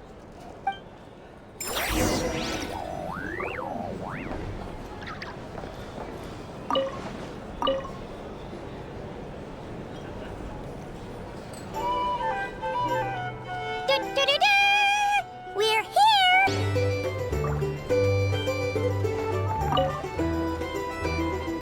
Hello, you. Recovered from the battle? Come on, what do you mean? Of course I'm gonna ask. I care about my friend's well-being. And we are friends, aren't we? Get yourself a drink. You've more than earned it. In fact, today, your drinks are on me. Lord Sangamabe's got you covered. Wow, really? What about Paimon? Has she earned it too? Has she... Well, you haven't been through quite as much as the Traveler, but... what the heck, sure. Yay! Wow! Drinks on Dory! What a historic day. Hey, keep your voice down, or everyone else is gonna want in too. Have you heard anything I've been saying recently? Doing business in Nodcry has been an absolute nightmare. If I'm buying for everyone, I'll... Okay. Paimon will speak more quietly. Jeez. That's more like it. Don't you forget, Lord Sangamabe doesn't just go around buying drinks for anyone and everyone. Hey there. Looking for a drink or two? Or perhaps a room for the night? I thought of 1,000 ways to congratulate you, but now you're here, words are failing me. The honorary knight's done some speechless once again. Well said. The honorary knight showed us all how it's done. The other knights tell me that Mondstadt was the first stop on your journey. All of us are truly delighted to count you as our friend. I'd like to thank you for supporting the Knights of Favonius, and also for helping us save Nodcry. Nonsense! Of course I'm gonna mention it. This is more than just business. It's a relationship. And there can be no relationship without showing gratitude where it's due.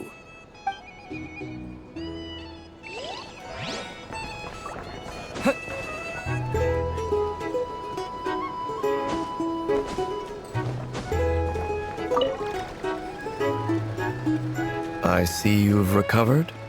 You bet. Snooze his way to a full recovery.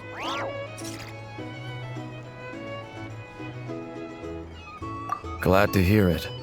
A healthy body is paramount. Nothing else in life is possible without it.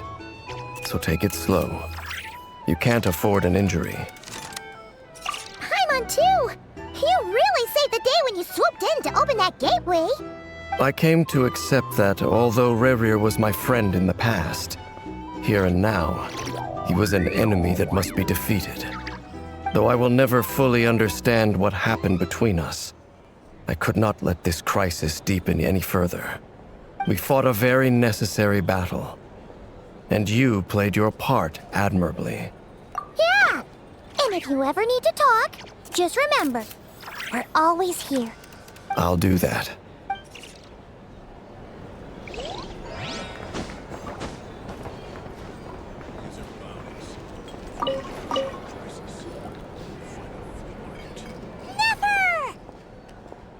Traveler, Paimon, are you recovering well? Turns out that moon chanter has some real talent after all. My eyes were mostly recovered after just a couple days' rest. I can actually open them again now. Yeah, but you gotta be careful. Lauma says not to strain your eyes while they're still healing. Yes, thank you. I'm well aware. Yehoda, could I borrow you for a moment? I could do with an extra pair of hands. Oh, sure. Did you hear that? I gotta go help Lauma for a second. You guys chat among yourselves. I'll grab us some drinks on the way back. Paimon, you still like 'em sweet? You bet. Make it extra sweet, because Paimon's earned it. Sure thing.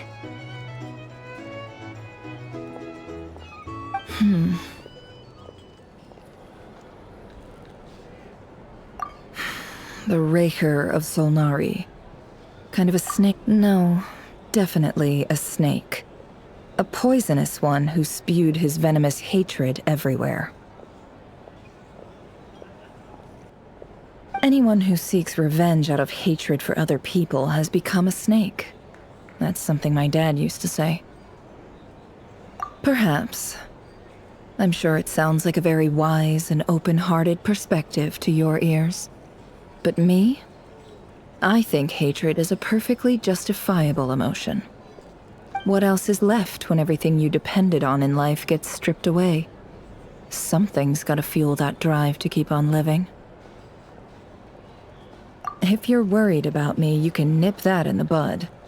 I'm not someone who gets stuck in the past. It's just... I suddenly feel like I was wrong to call my father a liar. He was just a fool. That's why the academia turned their back on him, and why the other tribes ganged up on him. Oh, Father. How much better things could have been if you were a skilled liar.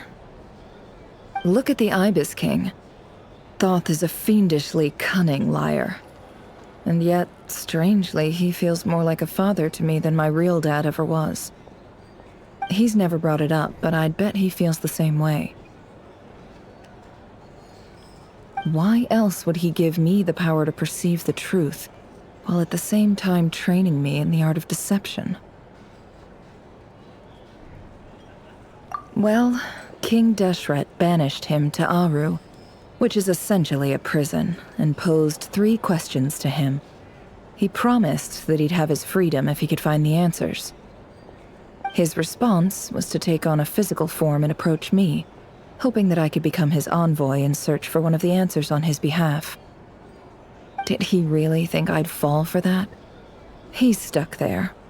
He can't make me return what he gave to me. So that's enough for you to decide he's nice, is it? He's a prisoner, and he was scared. So he decided to perform some good deeds to win people's approval. He lives in fear because he's a deceiver.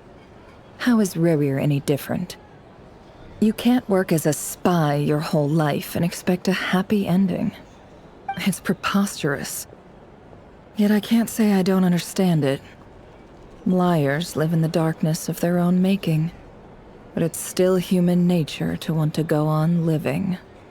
They say that a liar's soul is the most worthless thing in the world. What do you think? Good. If you understand that, it means you're smart. If you ask me, the soul of a liar really is worth nothing. Because all they care about is themselves. For example, when something good falls into my lap, I don't go sharing the news around. Stops other people trying to steal it from me. So be it. They have sharp ears. I can't keep anything from them. Oh, is that what it looks like? Well, you all know my past now.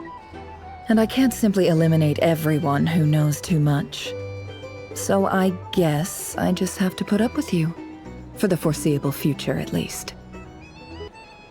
When you find yourself in a situation you can't control, the safest play is to keep calm and start monitoring everyone involved like a hawk. In the intelligence world, you need to have a sense of perspective and play your hand accordingly. If you understand what's at stake, please ensure my secret is safe with you. I trust you'll respect my wishes as a friend. But don't forget, I will also be watching you like a hawk. Very good.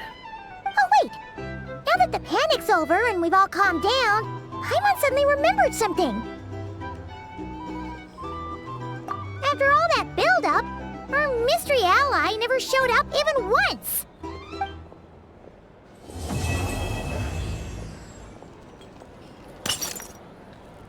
Huh? Am I imagining things?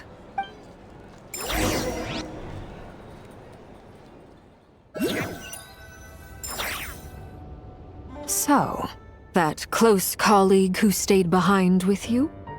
What's he been up to recently? Don't know, don't care. I get more normal human interaction from hanging out with Bosco 2 than him. Although, now you mention it, he hasn't bothered me in a while. I wonder if...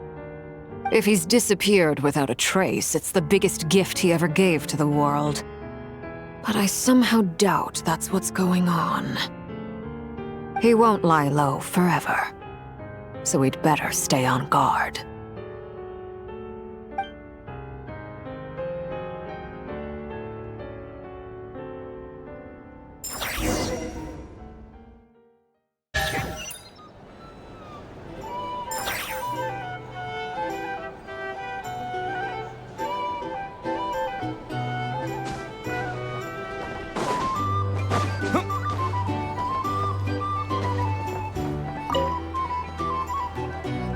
How have you been holding up?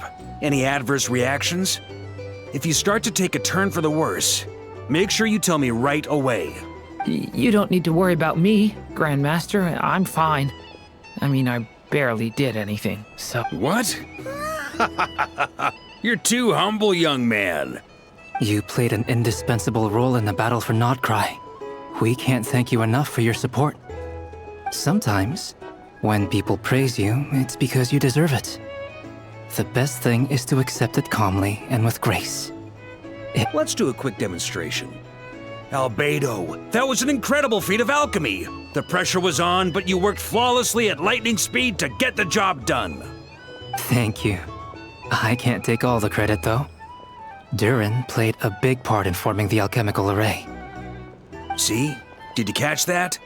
A masterclass in how to take a compliment. Okay, yeah, I did work pretty hard to help prepare for the battle. No point denying that. Hey, you guys! Hey, look who's bounced back. Looking good, Traveler. Seems like you've recovered. You won't need to take any more medication. Can I get you a drink? Huh? You know how to order at a bar now? Handling a drinks order is ridiculously simple compared to alchemy. Don't worry, I'll blend into society yet. Paimon believes it! You're clearly a fast learner, just like your brother. To be totally honest though, Paimon didn't quite follow all the details when you first explained the plan to us. Don't worry, that's completely understandable.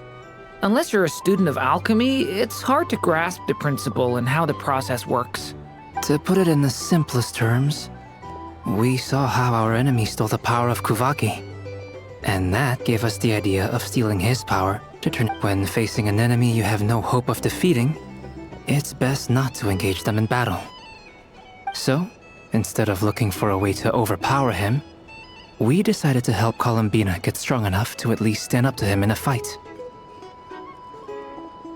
For this to work, we had to analyze his modes of attack, confirm who his main target was, and make sure that he wouldn't go beyond the range of the alchemical array. For added security, we prepared a total of 4 arrays. But to mitigate the impact of the battle, we identified one location in particular as the ideal spot. The alchemical array absorbed his abyssal power. Then Durin processed it to render it usable by Columbina. That power enabled her to do what would otherwise have been nigh on impossible. What surprised me was that Dainsleif actually agreed to join us. Given his history with Rerir, he had every right to sit this one out. But we're extremely grateful for the decision he made. It must have been a painful choice to make. But I'm sure that making a decision was far better for him than staying in limbo. Absolutely. He was torn between 2 paths, but in the end, he made his choice and stuck to it resolutely. He doesn't strike me as the sort of person who'd stay trapped in limbo for long. Anyway, however you cut it,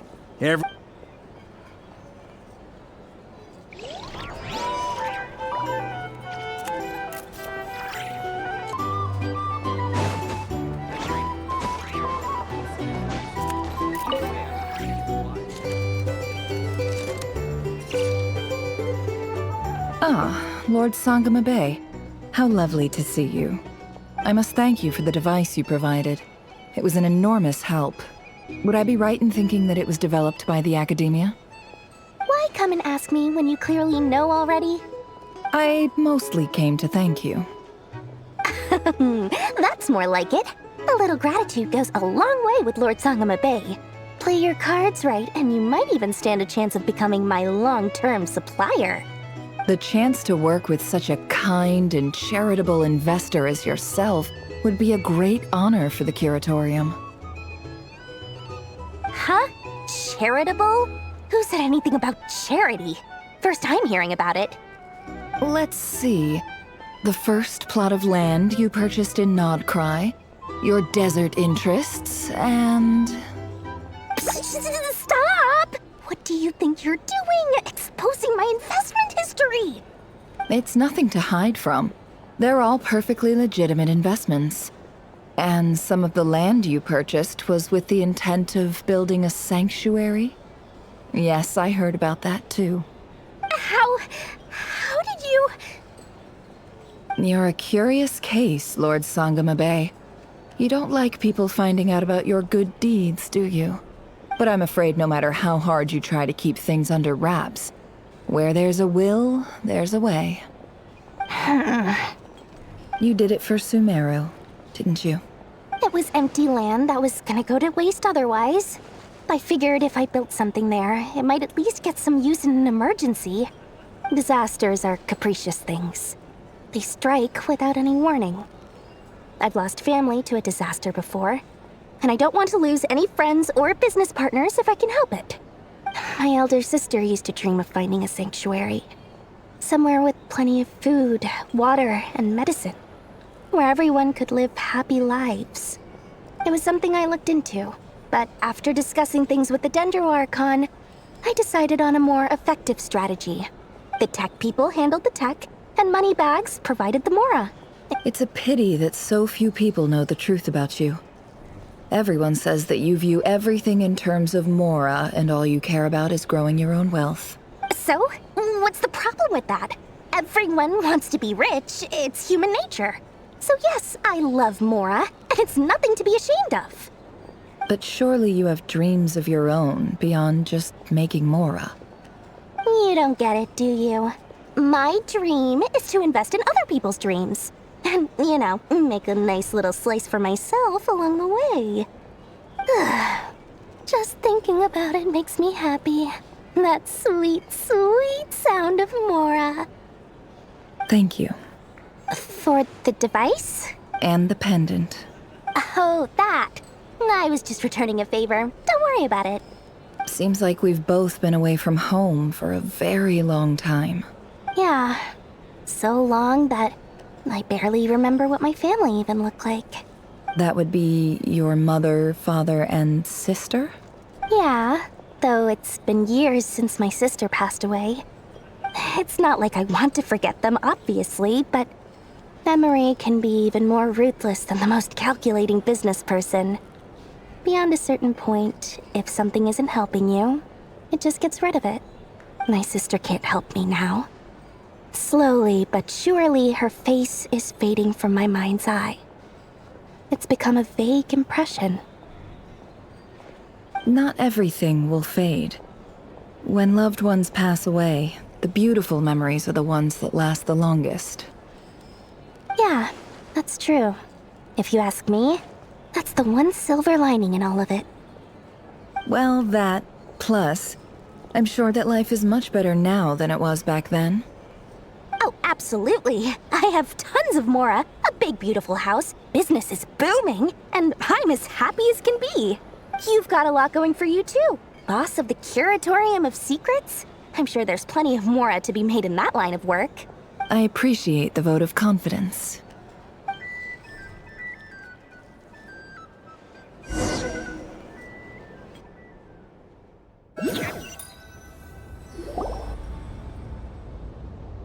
That's the only reason you're here. Yes. I've thought a lot about it. And I've realized that you, me, and Arlecchino should be friends. I think this is very important. So I felt I had to come and tell you. Well, this is a new one.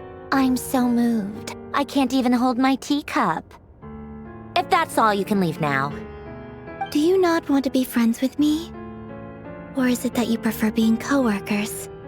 What is this, Columbina? Are you deliberately testing my patience threshold? Right now, my politeness module is active, but if you say another word, I swear I'll shut it down.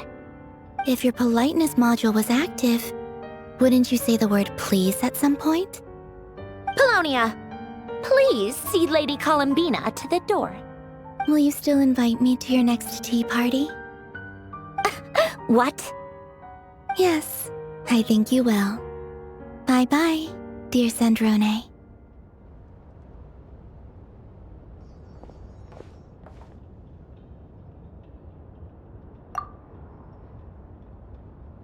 Last time, the Wild Hunt escorted you out. Would you rather I handled it myself this time? We just wanted to, see how you were doing now that it's all over. Why? Out of concern for my safety? I hope you didn't seriously think that the Rayhir of Solnari would be able to lay so much as a finger upon me, given— Mostly because you kind of helped us out, so we just wanted to check you were okay. Looks like all your robots are fixed, huh? Oh, don't you worry about that. Tea time is already a write-off. The visitor before you managed to kill my appetite. If you're in the mood for tea, go ahead and help yourself. Otherwise, it's going to waste. My coasters are still missing in action, though. Use this notebook instead. Whoa! Pretty hefty notebook. Look at all those calculations. You can ignore those. They're just dumb scribblings. I doodle and write in my free time. Sometimes I remember the distant, dreamlike past. Sometimes I imagine the far-flung future. And other times, I grit my teeth and note down all the crazy nonsense going on in the present. Some people do the crosswords in the newspaper. This is my equivalent of that. Trying to predict the future is like daydreaming, and writing about the present just makes me furious. The past is my favorite. If nothing else, it's already set in stone, so I don't have to rack my brains trying to figure it all out. Huh. Although, having said that, the only vaguely interesting memory in my past is probably that guy they call Lord Artificer. Who else? Pretty much all the mecha in Fontaine are his personal handiwork. Wait, are you saying you know him? Like, personally? I mean, I guess we were friendly enough. Yep. In fact, I'm probably the only normal person left who knew him at all. We used to chat occasionally back when he was still around. Before he passed away, he asked me to destroy all his manuscripts. I honored his request, but I did read through everything first before destroying them. I mean, I couldn't let the genius of Lord Artificer Alain Guillotin disappear like that. Would have been— So, that's where the formulas in your notebook are from? I just told you. Those are my equivalent of crossword puzzles. They're just dumb formulas that I solve for fun when I'm bored. Alain's work was like epic poetry. The formulas in my notebook are just silly little riddles in comparison. Not that there's anything bad about them. I mean, at least, solving those riddles isn't going to hurt anyone. Except me, 'cause I lose a few brain cells in the process. Anyway, while we're on the topic, I might as well tell you about what happened to him and his friends. Alain Guillotin had two close buddies, René and Jacob. They spent their childhood years together in the Narzissenkreuz Institute. They were all quite competitive, so there was some rivalry between them, but it was a friendly rivalry. But beneath the friendship and the rivalry ran something deeper, a sense of nostalgia for the past. Unfortunately, childhood would end, the prophecy would come true, the apocalypse would arrive, and the future would never be. A mad dream that would normally only capture the minds of lunatics begin to take root in their hearts. A dream. And if René and Alain had been people of lesser wits, that dream would probably have ended up as something for them to joke about in their older years. But alas, they were some of the sharpest minds around. They nurtured that dream with the full power of their intellect. and it grew into something that ate away at their souls. The first of them to fall under its spell was Renee. Against Alain's wishes, he persisted in experimenting on a mutual friend of theirs to try and save their life. Alain did not approve and parted ways with Renee. It's complicated. Alain wanted to believe that Renee only did what he did for the sake of their friendship. But when he told me about what happened, I could tell he still had some suspicions about Renee's motives. Perhaps the seed that would grow into a nightmare had already sprouted in Renee's mind. Even then, the next time they met, Renee's soul had been completely engulfed by the dream of salvation. His futile attempt to change the tide of fate only resulted in a wave that swallowed up the world. And although that wave died down eventually, I hear that it just recently came back with a vengeance. As I understand, Renee wanted to live out his dream of salvation once more. But I'm told that the attempted resurgence finally died out for good. At long last, Renee awoke from his deluded dream. Though of course by then it was far too late. What do you think of Renee? Do you admire his transcendent genius? His view that any price was worth paying to achieve the lofty goal of saving the world? Or do you despise him? Dismiss him as an evil madman who wrought havoc on the lives of everyone around him as he pursued his delusional dream? Same difference, really. Just a matter of perspective. What a cop-out. But I suspect you'd have a more incisive and insightful answer if we dug into it further. I don't like fanatics who give up their whole lives for their ideology. Nor do I like fools who let their delusions take control. Maybe I could understand if Renee had just been an ordinary person. But he had a sage-like intellect. And still managed to get himself lost in the labyrinth of his own desires. Anyway, that's enough about Renee. Now, moving on to Alain Guillotin, the Lord Artificer. He managed to put a stop to the first storm whipped up by Renee. But after that, Alain lost his friends and family. To his credit, I suppose, the loss of his family and friends was purely a tragic accident. It's not like Alain sacrificed them for his cause or anything.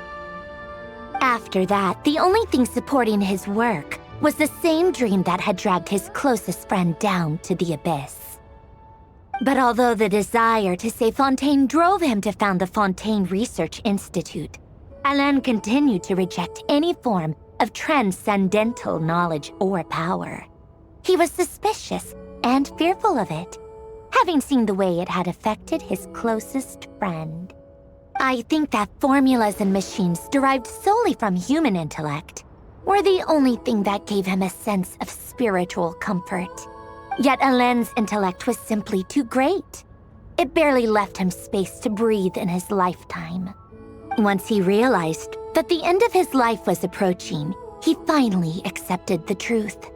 The Nazissenkreuz Institute needed someone, and a human being, to see its story through to the end. He quit working on his formulas, trading them in for the fairy tales that had played such a formative role in his childhood, but which he barely touched in his adult life. He told me that the director of the Nazissenkreuz Institute used to read those fairy tales to the children as bedtime stories. Apparently, they worked wonders at sending kids off to sleep. I think that all he wanted at that time in his life was to be able to sleep deeply without being plagued by depression. By that point, nothing else really mattered. At the very end, he laid down to rest in the ruins of the former Nazissenkreuz Institute orphanage, while the Fontaine Research Institute he had founded continued tirelessly with its work. Many years after that, tensions over competing dreams would once again cause a rift, this time between members of the Fontaine Research Institute. But the end, that is the story of two people from the Nazissenkreuz Institute who both wanted to save the world. One went all in on his fantasy of salvation without ever looking back, and ended up calmly sinking to the bottom of the deepest sea. The other sought desperately to burn bright in his life, even though he wasn't sure where he was going. I do sometimes wonder, why is it that people like them have such grand hopes of saving the world? Even the grandest tree starts as a tiny seed. So perhaps, for each of them, their mission to save the world began with a very simple desire: to save themselves. They were young children with friends and family who mattered to them, desires to explore the meaning of life, ambitions to have a successful career. They didn't want to see all of that taken away in one fell swoop. Or maybe they just wanted to find something to anchor themselves within the chaos, to stop them getting quietly swept away by the storms of life. But instead, the search for their own salvation took them down the rocky road laid out by fate. Do you think the desire to save oneself is enough of a justification to try and save the world? The way you said that sounded just like Alain. I asked him the same question back when he was in his prime, putting all of his energy into his work. He gave the exact same answer as you did. No elaboration, just a quick short answer before getting right back to his work. He was always that way. All right, tea time's over. I owe Arlecchino a favor for telling me these stories. I'll have to bring a whole sack of gifts the next time I visit the House of the Hearth. I'm gonna go tinker with Polonia now. You guys can do whatever you want, as long as it doesn't involve interrupting me. Polonia, exit hibernation mode. Begin diagnostics.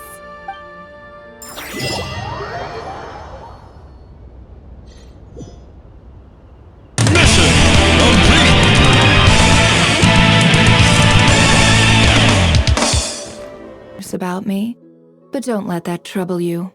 Fact or fiction, I assure you it won't impact our collaboration.